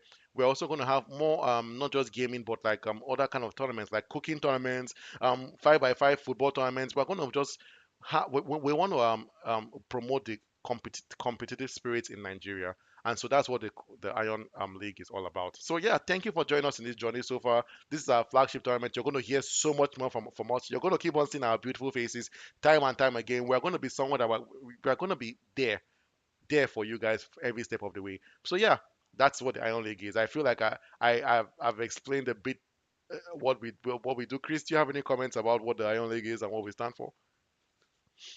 I mean, you said it all. You were very eloquent and fluent when you broke down what we're about and what we plan to do. Hmm. Even though you didn't drop too much hints on what we have coming next. Yeah. I mean, we do correspond with you guys in the chats and you guys on stream. And honestly, feel free to even drop us hints based on what you've listened to after. You don't, even if you're not watching it live, on what you think we should do next. So we like that banter, we like that chatter. Hmm. It might not be immediately next, but we will consider it for future plans. And yeah, just give us suggestions. We're open to everything. We love you guys. We love you. We love your inputs. So yeah, feel free. But yeah, we will interact with you on that based on that basis. Hmm. So yeah, that's the Iron League. We want to grow. We want to grow for you guys, right? I'm not just gonna be like that controlling adult in the room that'll be like, oh, this is what we're gonna do, and yeah, everybody has to say yes. But no, we'll take your input. Like, why don't we do this? Why don't we do that? But yeah, we'll try and do as much as we can. The Iron League hopes to just create a fun and exciting atmosphere in Nigeria. Not just like games. Like Dennis said, we might do a whole lot of in-person things like cooking.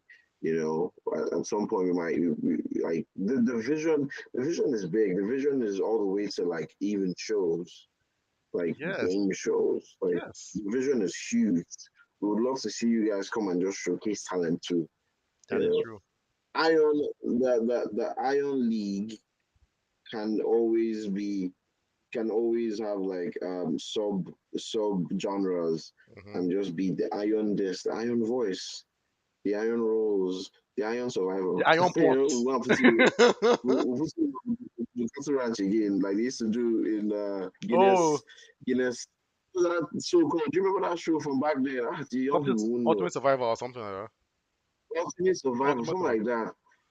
I can't remember. Yeah. But Ah, I feel wow. what you mean. But yes, we're going to dive. Yeah. We're going to be every like we might have different things, not just only competitive things, right? We plan to have an anime convention at least once in Nigeria, right? A big one where anime lovers. I can see Tega, right, saying Ninja. People, a lot of gamers also like anime too, right? We plan to have those kind of conventions. An anime convention with like a prize pool for the best dressed costume, right? So we are gonna Mm-hmm. be we're going to really be in tune with all the youngins in yeah, good, that ultimate search that what Tega just said, yeah. Yes, God bless him. God bless. He was around. Yeah, I like us then.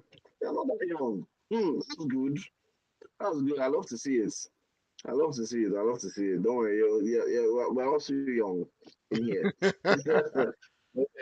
This we might even have ninja obstacle courses, so that the fitness people, or even just to encourage fitness in Nigeria overall. Yeah, we do have fufu problem.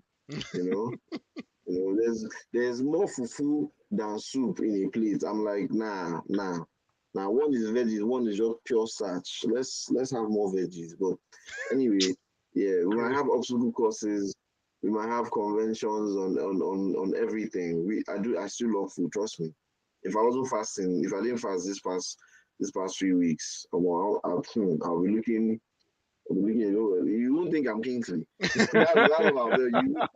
This is clearly Chris. This is clearly Kingsley. That doesn't lose like When you're I'll just tell seeing you what. the screen, you see your his two eyes at this end here because the face is just so fat that he just Yes, knows you're seeing, just going like this. Ngozi is sweaty. Why is he sweaty? Has he really done? You understand? Hey, hey, no, I So it's mean, always and breathing then hard. Is it the hug, the hug this, rider, the hug rider? I just want to say, I wish I was fast like that, you know. I wish I was fast.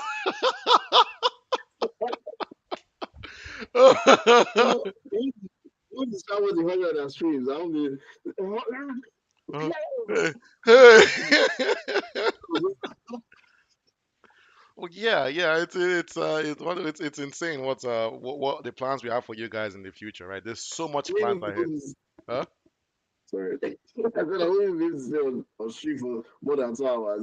Somebody was like, when is you got this, right? You can do the rest. You will stand up like this when you bend down, small butt crack will show you walking away.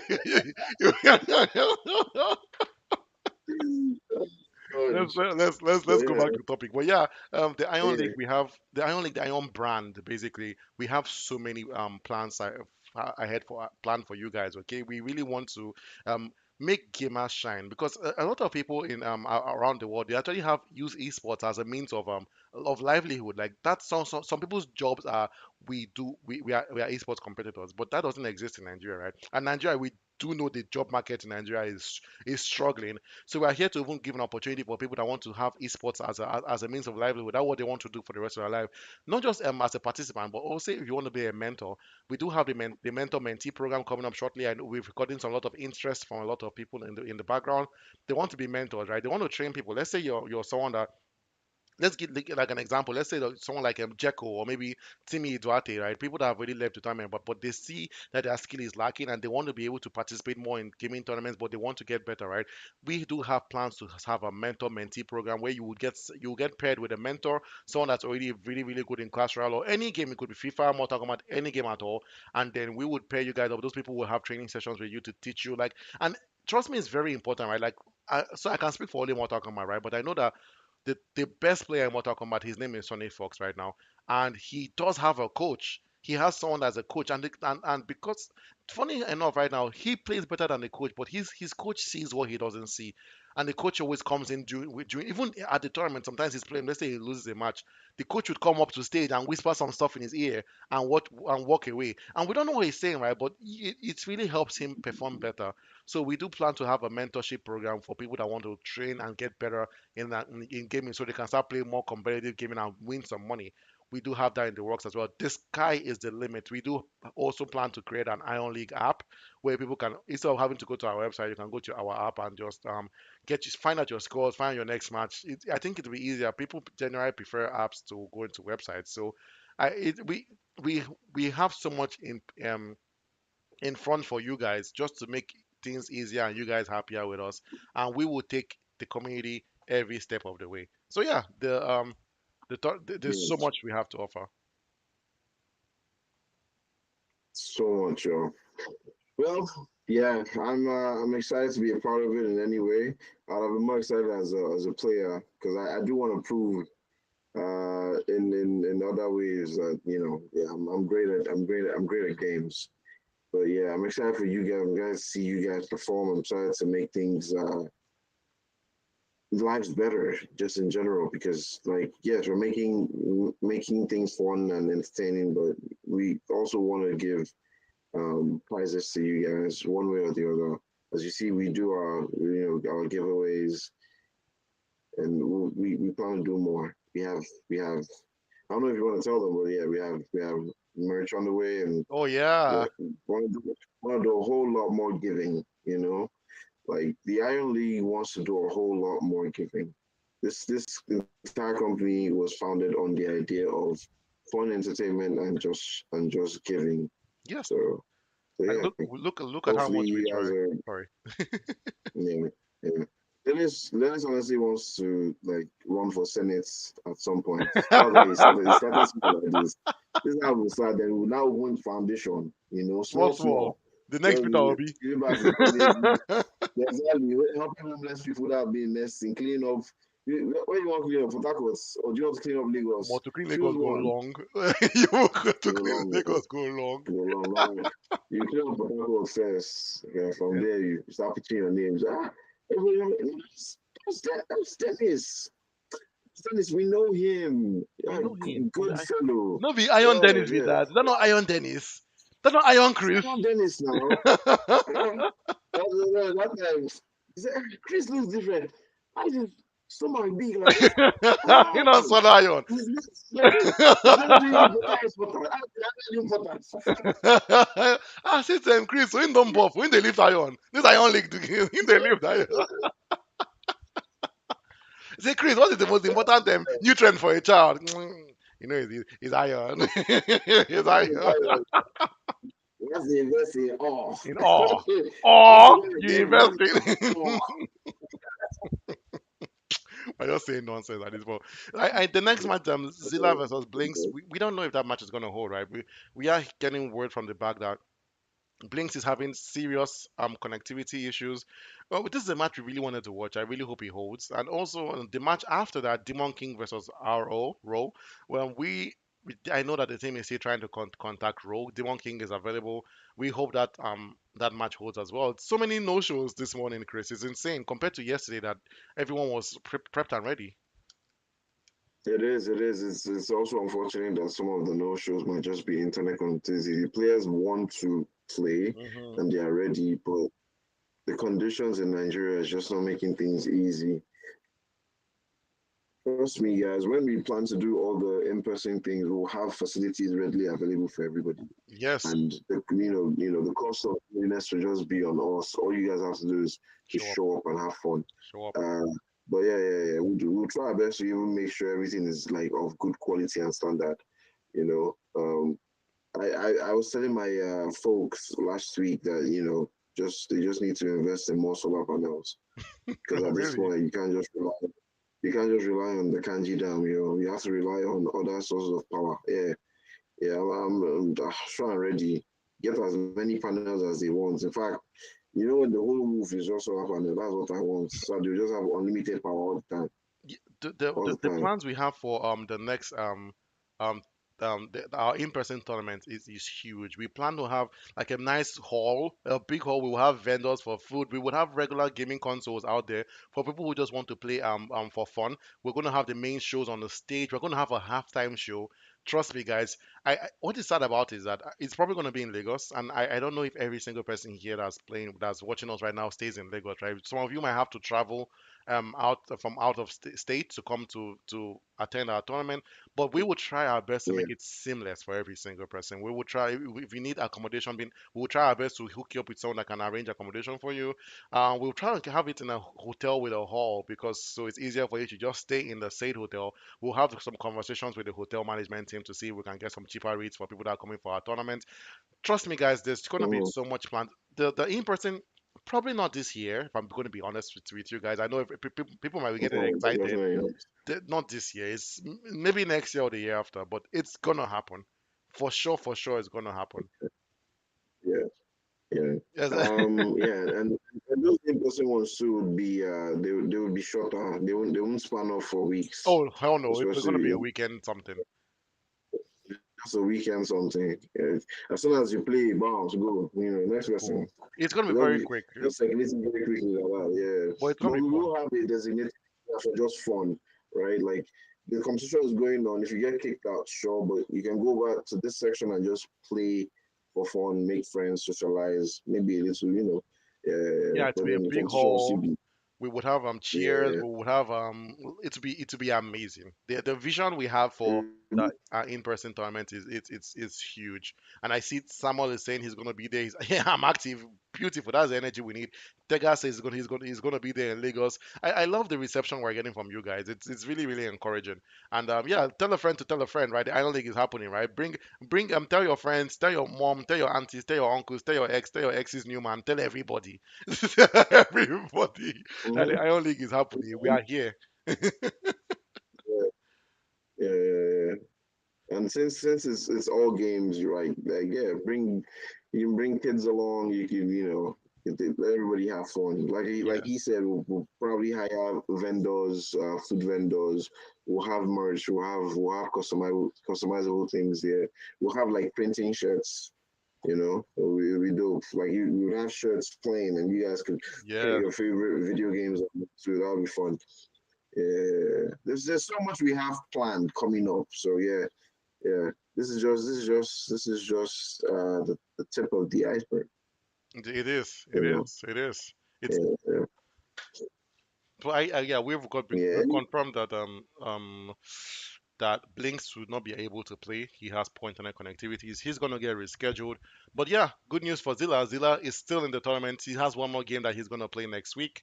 But yeah, and also we're gonna see Blinks hopefully next week as well. If it's in, after next week, we wouldn't be able to reschedule anyone anymore because next week is our final Mhm. weekend for playoffs. If you miss your game next week, forget it. There's nothing we can do about that because the week after that we are starting group stages for sure. We have a very tight timeline that we're trying to meet, and we can't. Why we could accommodate some reschedule right now is because we're still in that bracket of the playoffs, right? We're still in that timeline. But immediately playoff is over, we cannot have playoff matches. That has to end.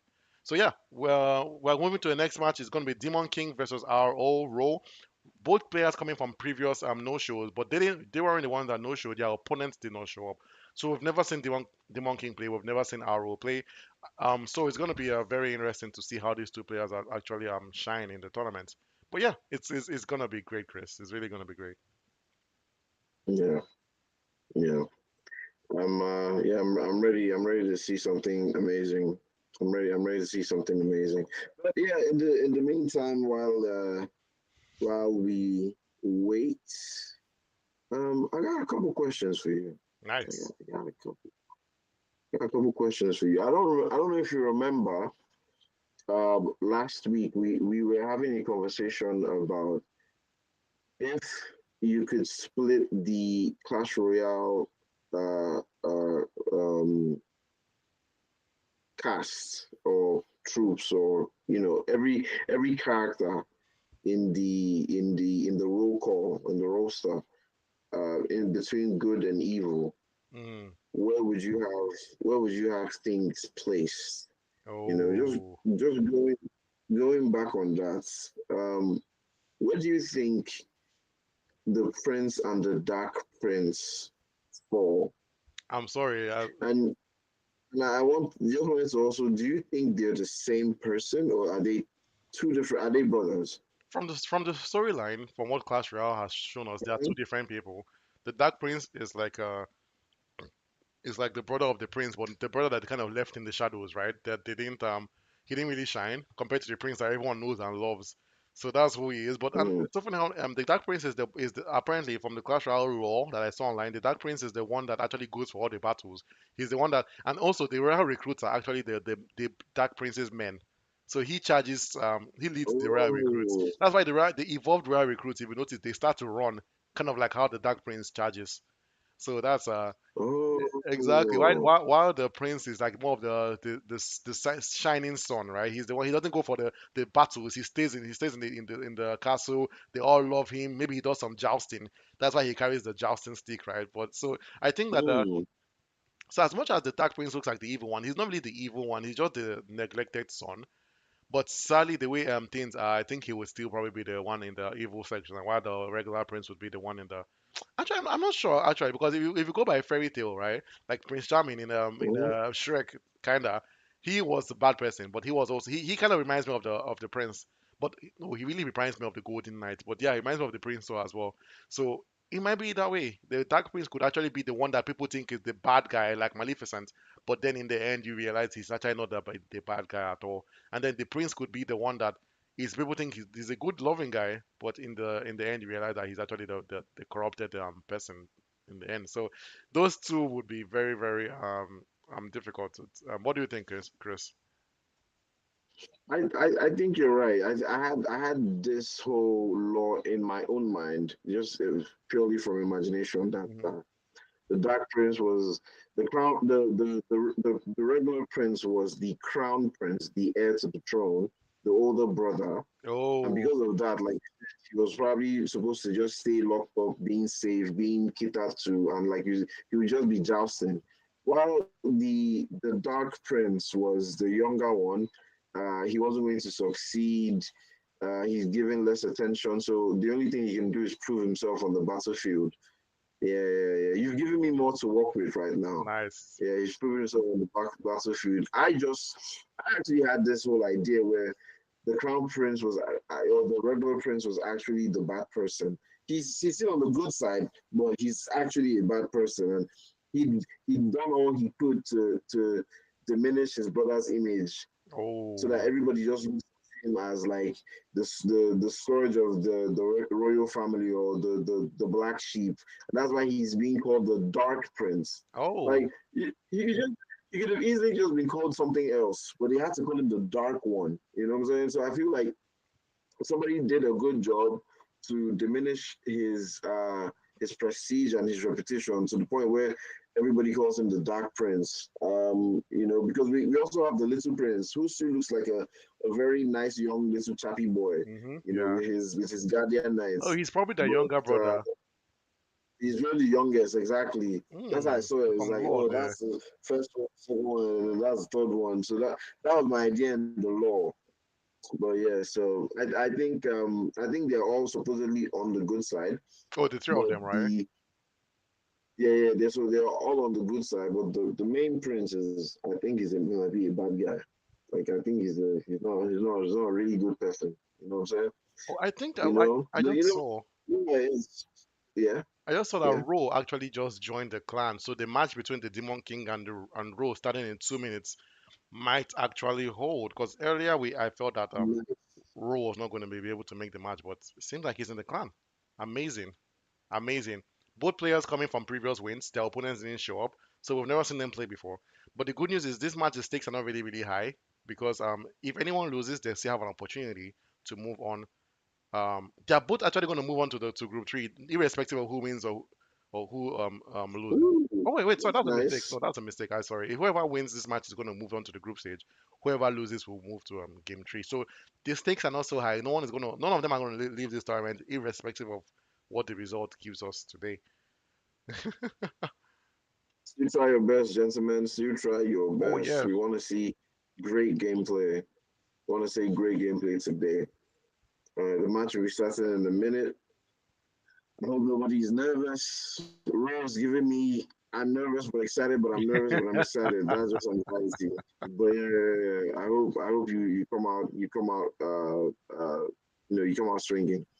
And And the Demon King, he's remaining silent and calculating. That's why he's the Demon King. I was about to say, yeah, That's why Ro, he's don't get scared from the name, right? The name is such a heavy name, the Demon King. But you have to understand, even in all of anime, most times the Demon King gets defeated at the end, right? So, so yeah, don't get honestly. That's why intimidated. I was just thinking in my mind, maybe Demon King needs to change his name from the Demon King to. Heavenly Demon. Why? I don't know if you've ever heard of Heavenly Demon. He's more in the martial arts novels, Oh no. but he hardly gets defeated. In fact, the Heavenly Demon is usually the strongest person in the whole martial world. He's usually the strongest person. Everybody aims to beat him, but he's just there flexing, Interesting. farming aura all day. You know, No one, no one, he but doesn't use even. no one farms aura as much as our sweet, beautiful boy, Jinwoo. Song So, Jinwoo, hmm, ultimate aura farmer. yes, Ultimate aura farmer. ultimate, ultimate aura farmer. You think? Oh, you think there's someone that? I think the only Hmm. person that farms as much as he does is Piccolo. Piccolo farms aura dirty. Have you seen Escano from Seven Deadly I know Sins? Escan is an aura farmer. Who decided that? Why should I be angry of someone wicked than me? God forbid. God forbid. This guy, God this guy, forbid. you get his poses and like his poses usually. It's just his pose that farms aura. But Escano farms aura with everything he's doing. He's moving around like oh, I'm aura farming. Whatever he says is aura farming. It's This son. not even They useful. pride. They pride. I don't The I price. don't know who wins two of them. Who? Escanor The versus Song the Jinwoo. lions in of pride. The lions in of pride is what you're trying to Oh say. yeah, I can't remember it. I couldn't remember it. Yeah, Yeah, Escanor and yeah, yeah. I Song don't know who Jinwoo. would win. Hmm. Yeah, in terms of oral farming, no, not in terms of Okay, fighting. but In in terms of fighting, who do you fighting, think will win? Sonju is killing him Thank you. I easily. want to see what you say. I want to see what you say. Oh, the match between Sonju RO and will Demon kill King is about to him. begin. Nice. Yeah. I was hoping you would say something because Before my mind I was like, it's definitely before Song.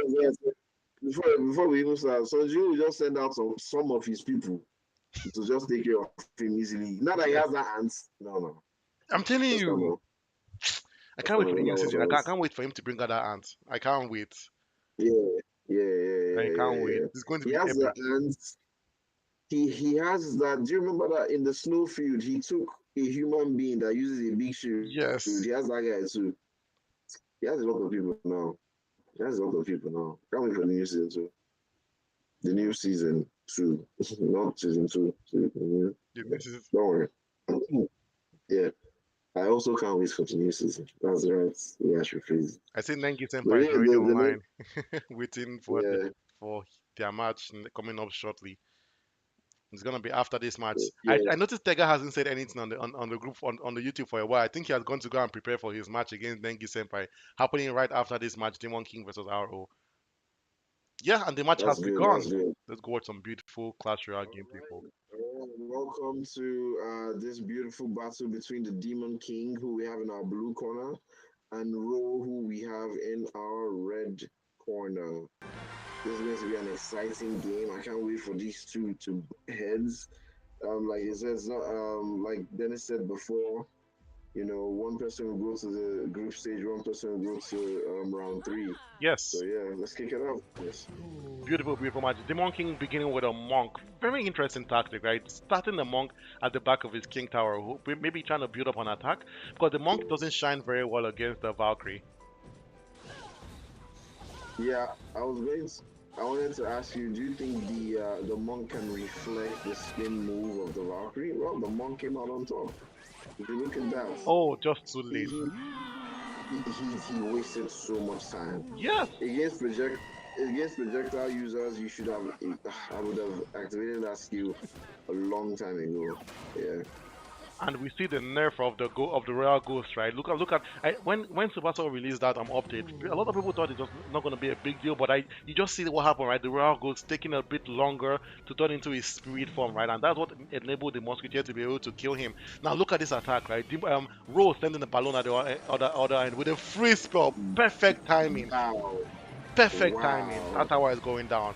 The Phoenix is a card that I don't think I've even seen once in this tournament. It's a card that I really don't like using, and I hope that Demon King activates his monk, but he doesn't. Demon King is really activating his monk ability a bit too slow. It would have been perfect if he activated it at that point when it was sitting in front of that Royal Giant, so that it could reflect the towers and arrows. It could also reflect the Musketeer's shots, but reacting too slowly, guys. We have to realize your reaction time has to be really good to succeed in this tournament, to succeed in Clash Royale, and Demon King's reaction time has not been the best. Now you can see, and that's coming back to bite him in the back, right? Ro taking a lot of health from his tower, and Demon King still doing good damage, but this game could still go either way. Chris, how do you think this match is faring out so far? I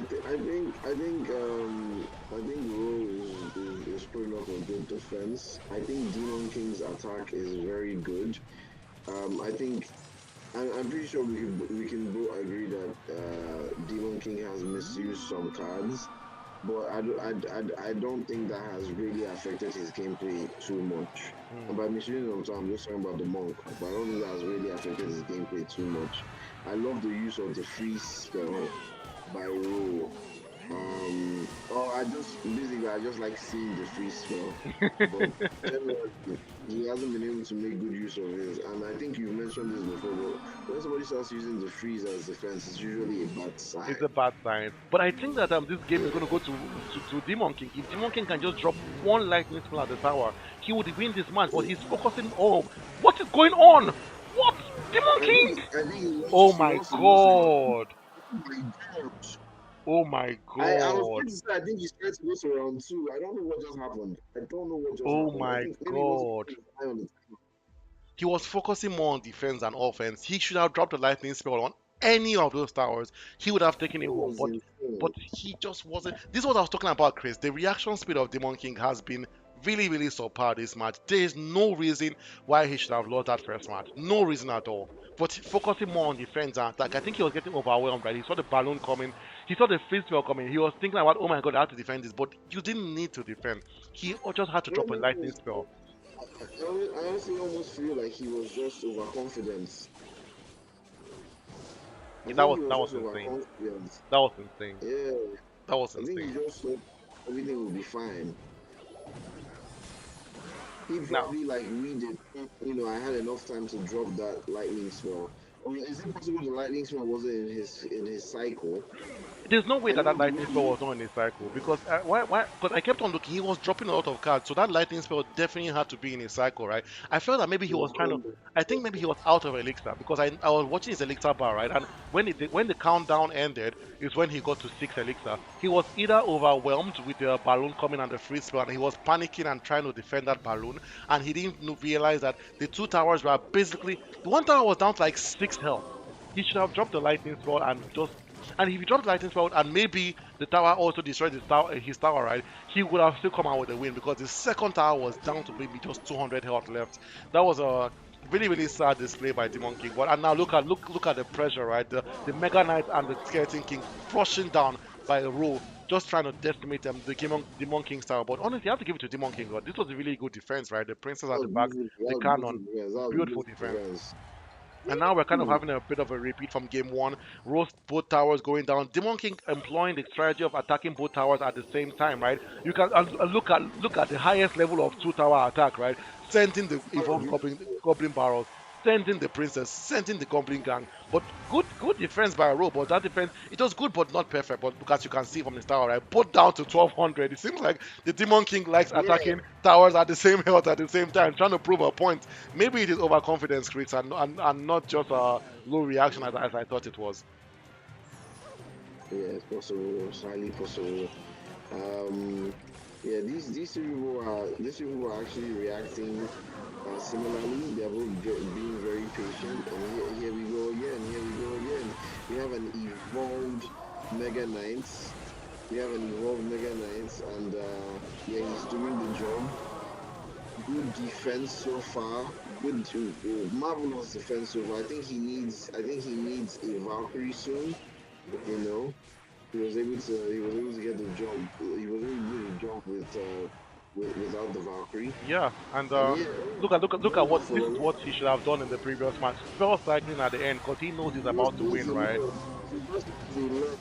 Yes, he sends for Lord Exactly. and You see, stuff. I think this last match he locked in this match, right? Maybe I don't know if he's listening to us commentate because he was now more aware of his opponent's tower health than in the previous match, and he did a lot better, right? I have to give it to Demon King though. His attack has been perfection. It's just the slow reaction speed from I, that first match. I was about to write him off, but now just changing my perspective about him and performing a lot more better in the last match. The Rockets and the Law combination to just take that tower down, and the Demon King came back on top. Ladies and gentlemen, we are in game three. It's gonna be fun today.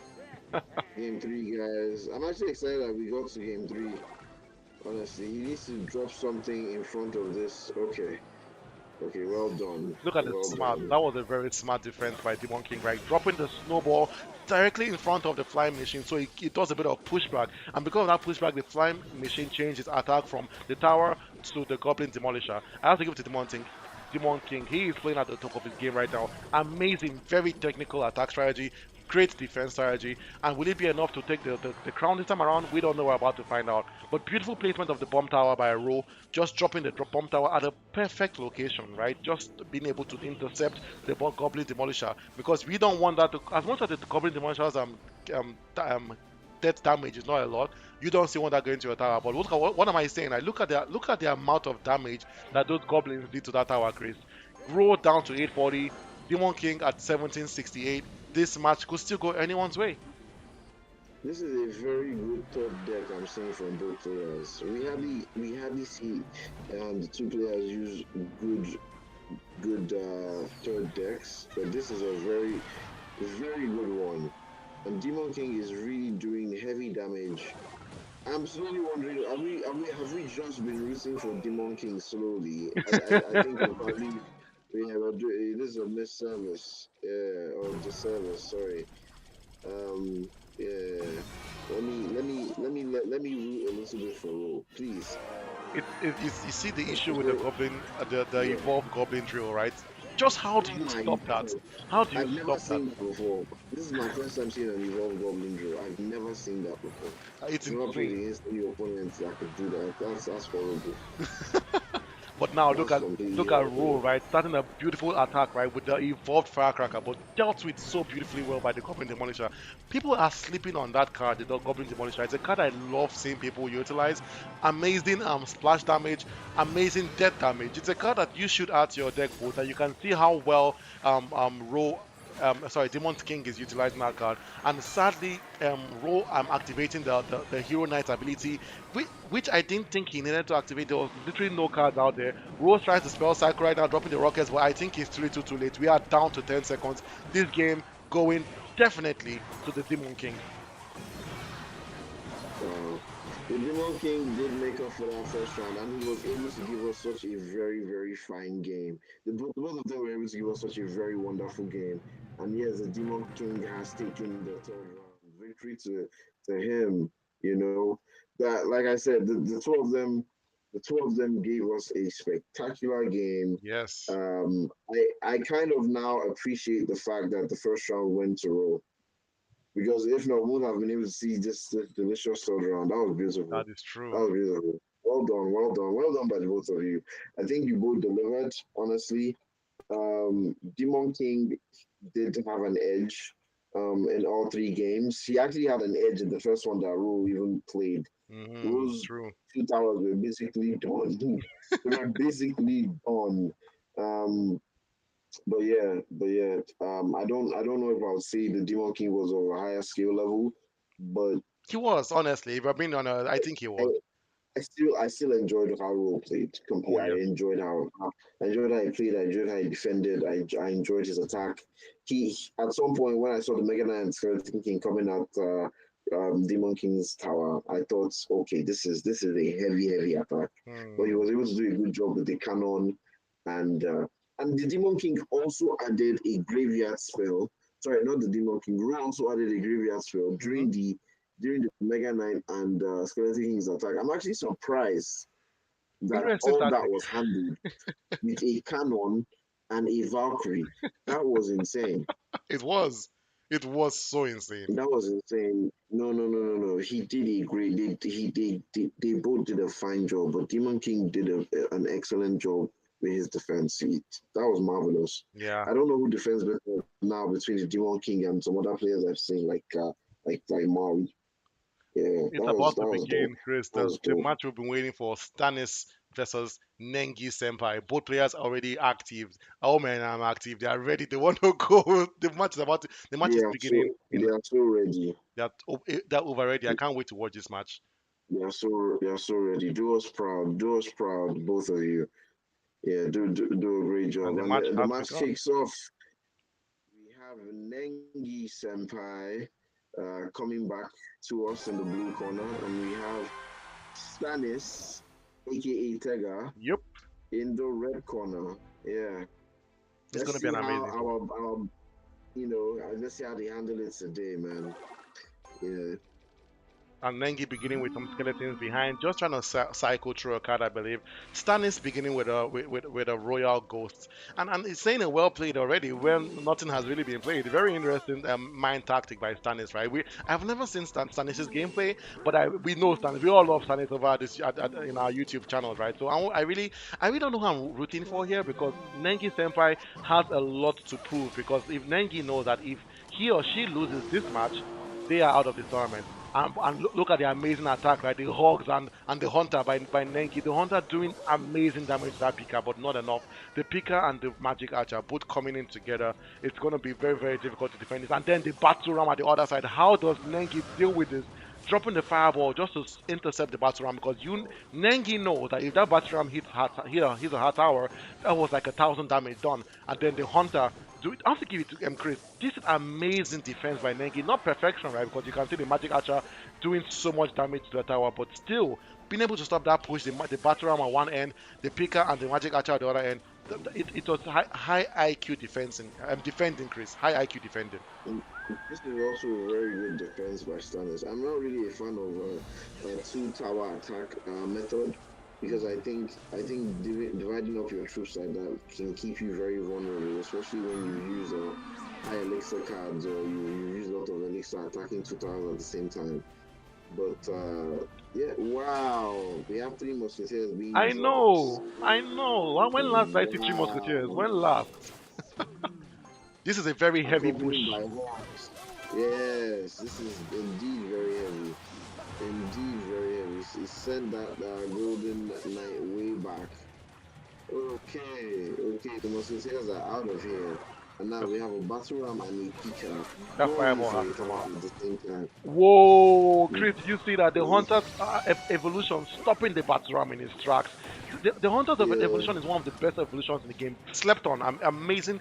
That was the perfect card for that situation. I have to give it to Nengi though. Nengi has been playing some really high IQ play. I'm really kind of rooting for. And then the Three Musketeers, not a card that we see often in this tournament. I think only Nengi has used the Three Musketeers. Not a card that I generally like. It's so heavy for me. A card that you have to get some value from. And also, but I have to say, Nengi has been utilizing that card very well, sending the Hogs at the middle just to separate them, and then the Musketeers behind to support the Hogs. But still not enough for Stannis, right? Amazing defense. Now, look at that tower, that side of the field, Chris. The battle ram, the evolved battle ram, then it's over. It's definitely over. I don't see it's how. because that Battle Ram got there with almost full life. That was great gameplay. That was great gameplay. That was great gameplay. Second game Yeah, round, we're moving yeah. on to Stannis versus Nengi Senpai. The evolved Baturam is just a disgusting card to deal with. It's not unfair.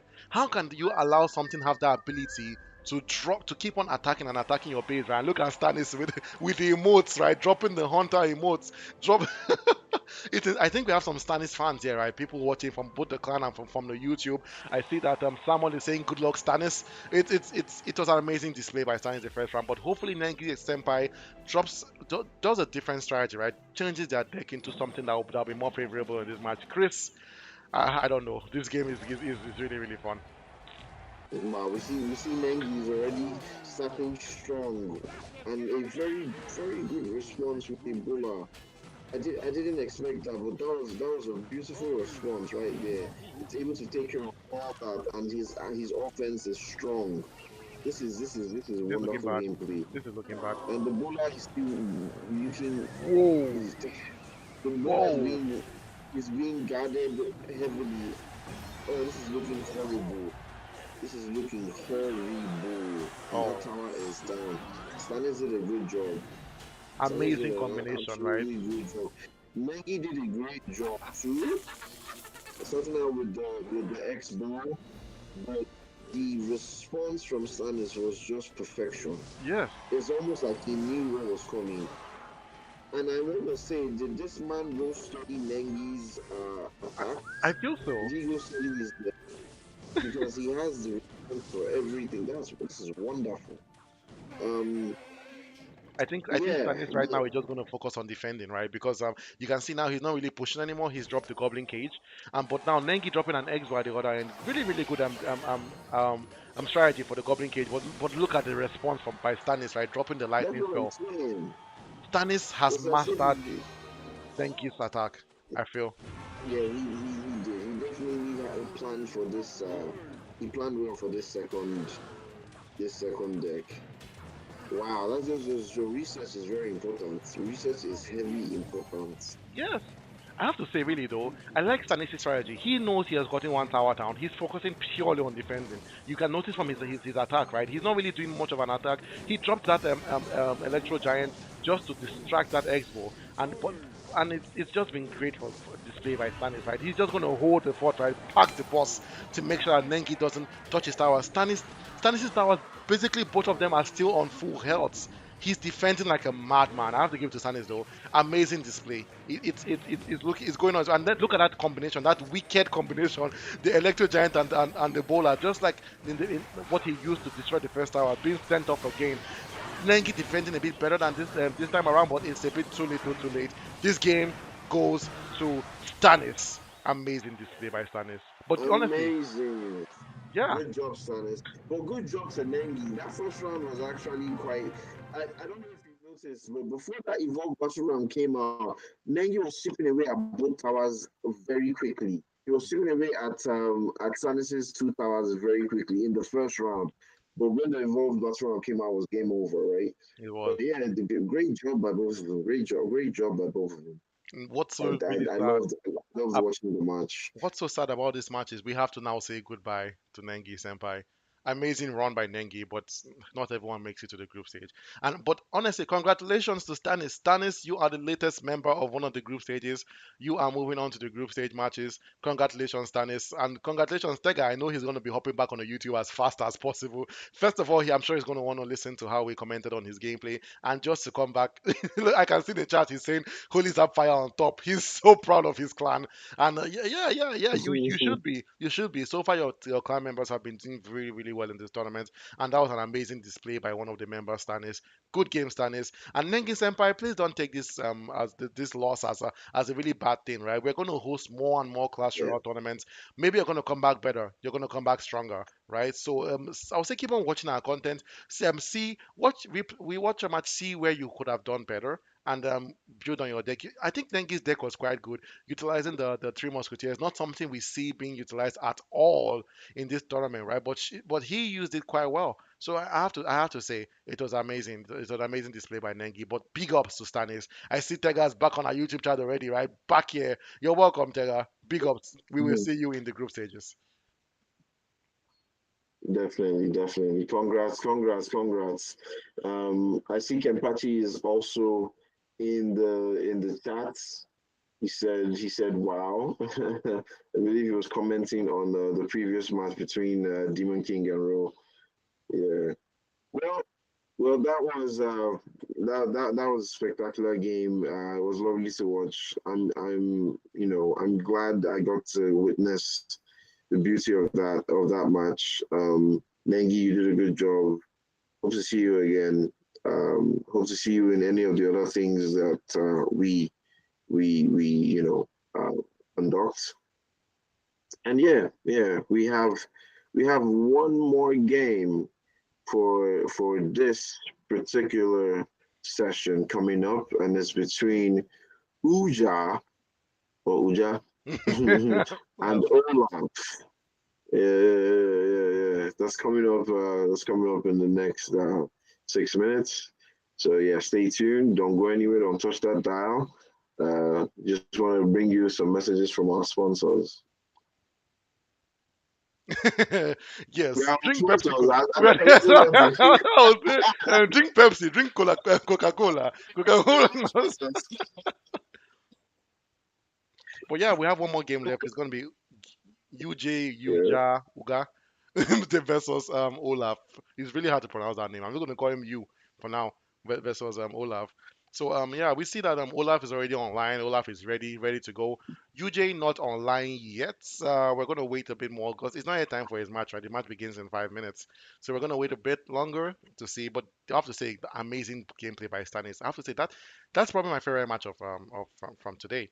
Either that match or the Demon King versus Raw match, which was quite good too. It's a big yeah. I don't know. The last two games have been really good. No, I'm not gonna lie. I enjoyed the Stannis and Nengi match, but the Demon King match had me on top of my seat. That was a good one. That was a good one. Stannis, you played awesome. Uh, yeah, Demon King, you played crazy good too. Dennis, in the last two games, what were your favorite cards? Hmm. My favorite card for the last game, I have to say, it was the bowler. It was the bowler for sure, for sure. It was definitely the bowler. The bowler really shined behind the Electro Giant. I have to say, really good Yes. combination by Stannis. Decimating. Like it was so hard to deal with, right? And I see that that Nengi tried their best to stop that push, but it just not impossible. Also, another card that really shined, if you ask me, was the Goblin Cage. The Goblin Cage was really good, utilized very well by Stannis. But also Nengi, I liked Mm, seeing the Three Musketeers. Not because they didn't really do much, but I was happy to see it. I was just happy to see it. mm, Really, it's a card that we haven't seen um at all this tournament, right? It's only Nengi that I think has utilized that card, yes. and it was really good to see. Yes.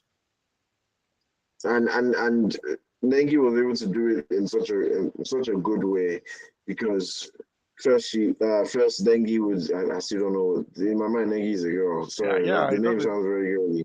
I'm trying my best not to use pronouns. But yeah, we saw Nengi split up the Three Musketeers and then put Hogs split also in front of them to help as support. And Nengi also added some other things here and there just to further support those guys. But Stannis' placements um, and his troops were able to deal with them effectively, Hmm. especially that Pika.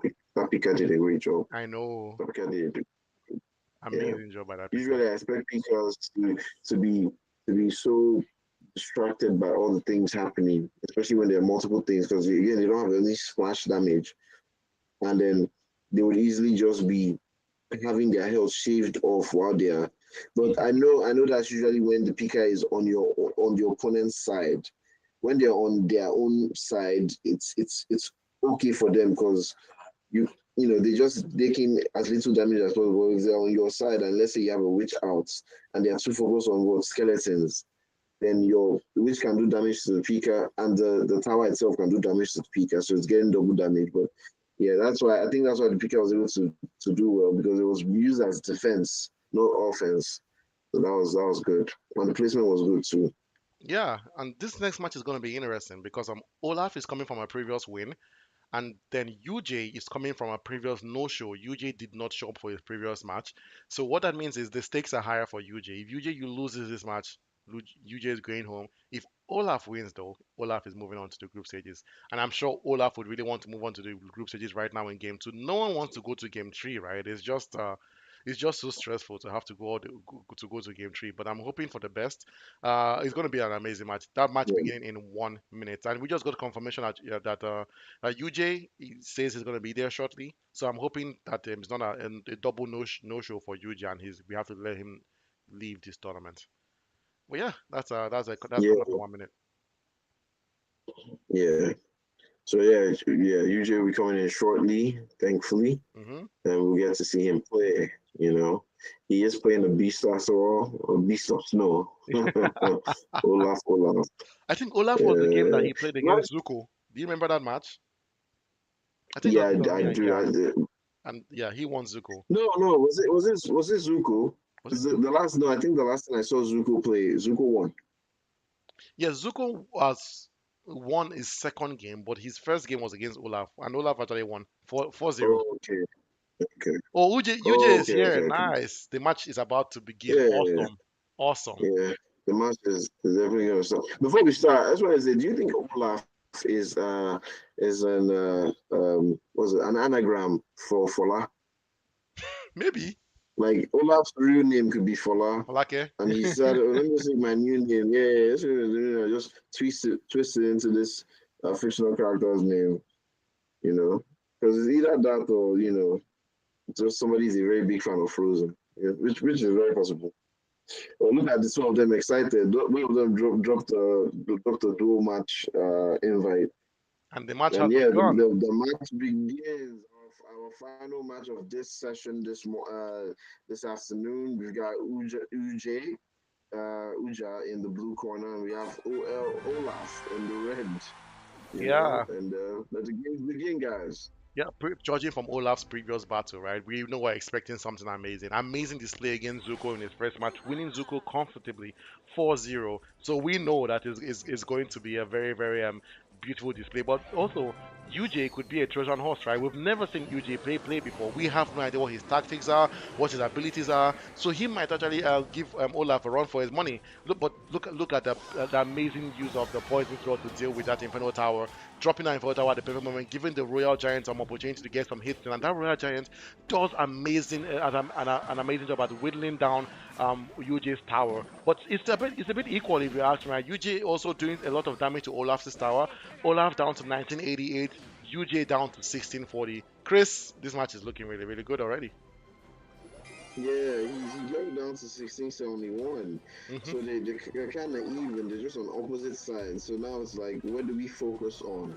Both of them defending one side more and allowing one side to take hits. It's quite, it's something to consider.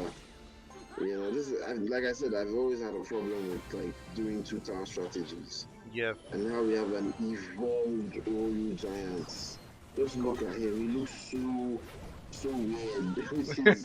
His beard change. Yeah, That the I pushback like from the the evolved Royal Giant is one of the most annoying evolutions in the game right now because why it's so bad is before you could use a skeleton army to destroy a regular Royal Giant, right? But with his evolved form, it would kill a skeleton army, it would kill a goblin gang, so it makes him a lot more dangerous, right? And you can see that display right now. Olaf taking both of UJ's towers down, and the Olaf, but I like UJ's strategy, right? Still focusing on just one tower, right? He's not going to play the same game that Olaf is playing. He's saying, I'm going to stick to my strategy. I'm going to attack one tower. I'm going to focus on one tower. And I think that strategy is working out quite well for him. Taking Olaf's tower down to 1037. UJ, both towers at middle health, 1640 and 1947. I wonder who's going to take this game. Olaf, the single tower sorry, Olaf, the double tower attacker, or UJ, the single tower attacker. It's looking really good. And I love the cycling of the Royal Giant by Olaf, by dropping the Royal Giant and just trying his best to get some damage without Royal Giants. It's an amazing display by this guy so far. as we're down to our last 20 seconds. It's looking like this match is in Olaf's hands. Like you said, I guess the double the double tower attack was indeed uh, The better the strategy. right way to go. Yeah. Oh wow, he might get two towers. Wow, What? wow, he got two towers down. Olaf is Wow. crazy. This guy is insane. This guy is insane. He wanted more. He's like, feed me more, like right back. He wanted more. He wasn't satisfied with one tower. He says, no, I'm coming for all the crowns. And he took a second tower. Olaf decimating Zuko in his first match. He's back to decimate. This is not the friendly Olaf we know from Disney Channel, guys. This Olaf is a monster. The evolved Royal Giant is truly a monster. He only had 4 seconds to take that tower down, and he did it. Now we get to see the hero magic archer. Mm. Let's see how much of a problem this thing is. Look at that Wow. spam attack by UJ, right? Dropping the Royal Hogs and also dropping the Goblin Gang at the same time. And now there's kind of a switch in their tactic. Right now, Olaf is the one. So now, so not the switching in tactic. Olaf is he loves his giants. First using the Royal Giants, now carrying the Electro Giant. Just a big giant boy, loving his big boys moving forward. But I have to say, UJ is playing a Oh, bit better. yeah, bro. Yeah, he's a big boy lover, and but I have to give it to UJ playing a bit better this match, right? He's still utilizing the same single tower tactic, but I think that yeah, that Picard is going to destroy that Electro Wizard. Chris, this game Yeah, is but actually yeah, really good. again, yeah, we have another battle of Pika versus Berserker movement speed. I like how the matches are showing us. Maybe we'll get an answer before this session is Hopefully, done between who is faster. Let's see if they both get dropped at the same time. But yeah, like you were saying, yeah, UJ is definitely putting up a better front this round. You can see that by the health count, he has the advantage. And he is definitely doing the double tower attack this time. He's not concentrating on one. Well, I guess that's the way to go. These are maybe. pros. What do I know? Yeah. Maybe he's like taking a bit of knowledge from the playbook of Olaf from the previous match, and he's like, you know what, I'm gonna try this tactic that made me lose the last game. I'm gonna attack both towers, but not working out for him in any by any regard, right? You look at the perfect defense by Olaf, and you can't just try out a new strategy without trying practicing it beforehand, right? If you don't normally attack two towers, maybe you should stick to attacking one tower. And it's so funny, Chris. They both are changing their tactics 100%. Olaf is now the one that's focusing on only one tower this match, and UJ is focusing on two towers. And now the hero Magic Archer out. Sadly, we haven't seen him utilize his ability even once because Olaf is shutting that guy down. Immediately that guy spawns, Olaf is destroying him. We haven't even seen him shine even once. The hero Magic Archer, one of the Yeah. deadliest hero cards right now in the game, but still see how it's looking so underutilized by UJ because of just how well Olaf has been defending that card. Chris, I have to give it to Olaf. He's playing really well at the top of his game. You know what's really funny? What's really funny is wow. I'm just seeing his own bats, and I just knew that was down. Mm. Olaf is really playing on top of his game. He's really playing on top of it. What I was gonna say, it's really funny because Oh the my Magic Archer, God. you does have, and the match goes straight to Olaf. 2 rounds on him, and yeah, yeah, 2 rounds on. I guess UJ is out of here. UJ is out of here. Yes, sad. Yeah, And Olaf moves on to game unfortunately, three. he did put up a good fight. What I was gonna say is the hero Magic Archer does have the ability to counter that fireball. You know, right? Yes, if timed perfectly. Yes, he does. Not if timed perfectly, but he should also know that that fireball is coming, especially when it's done already on like he's done it before. He did it one time. The second time, you should have prepared for it and just done it immediately. You would have just used the hero ability. But yeah. It is, it might have cost him the match. Yeah, and honestly, the disgusting display by Olaf, right? Just sending the crying little prince emote at the end of the match, just taunting away at UJ, right? Just trying to let him know that I decimated you this match. I have to give it to Olaf though. He's been playing some really good Clash Royale. So far, I think he's the only one. He has never gotten a tower destroyed before in our tournament, right? Last game against Zuko, Wow. 4-0. Now this game, 3-0. Untouchable. Untouchable Olaf, honestly. Olaf might just be the monster in this game that we're not really paying attention to. Yes. He might just be the dark horse just prancing around. He clearly has the skills. He clearly has the ability, but we're not paying enough attention to him. Guys, let's pay enough attention to Olaf. He's dangerous. Yes, we should watch Olaf. Olaf is a dangerous man. He's a wolf. He's a wolf. I like how everything's gone back full circle. I like how everything's gone back full circle. And I actually paid attention to the movement of the berserker. She kind of looks a little bit slower than the mini. Really? Just a little. A little bit, right? Yeah. I don't even, but I think it's because of the hair. Because when I see the hair move, I'm like, you look like it looks like it's taking you time. It looks like your head is too big for your I body. It's like taking you time to think actually move as fast as you should. But yeah, they might really just be the same speed. Don't mind any of this. I'm going to But Google it to I find just out wanted to who is faster after this stream. yeah. I was just trying to get like the conclusion for the for our beautiful, wonderful viewing audience. But yeah. I love how everything came around full circle. Yeah, this was a great game. This was a great session. Yes. I loved the entire competition, and I'm glad to see our winners going through. Sad to see the people who didn't win leaving us, but you're only leaving us for now.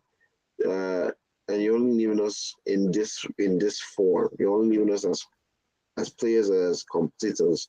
You can still be part of us as the audience. You can still pay attention. You can still win. You can still win prizes, merch. You can win a whole bunch of stuff. Just keep paying attention to the games. Keep paying attention to us. And we'll keep to trying to give you guys more. You know. But are you gonna ask me anything, Dennis? Do you have any questions for me? Any secret? Hmm. I Sorry was if you just, have yeah, any. I have a question for you, Chris. It's a very fun question. And the question is this: what is your favorite?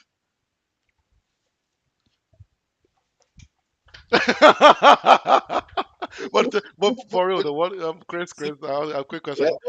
What has been your yeah. favorite Clash Royale card for today? Is it me? Is it really me? Nah, I'm just messing with Is you. this It's like not you. It's not yeah, you. I, We're gonna save it for the next screen for the next stream, okay? And the next stream is gonna happen in yeah, about 2 hours. It's gonna be starting with Mickey Beast Boy versus Shame. You don't want to miss that game, folks. We're gonna be back in a couple hours. We're gonna be expecting to see you Samuel, expecting to see you Tega, expecting to see you Kempachi. I know Kempachi has a match coming up in the next stream as well, so it's gonna be very exciting to see. no, I'm gonna be with Kingsley in the nice, next stream, perfect. and it's gonna be awesome. Chris, do you have any closing remarks before we end the stream today? My best card of today was. I'll say it the next time you guys see me. Take care, guys. See you next stream. Love you guys. Love you guys. Take care, Bye. everyone. Bye. I don't know why I did that weird hand symbol, but Bye. bye. I'll be right It'll be nice.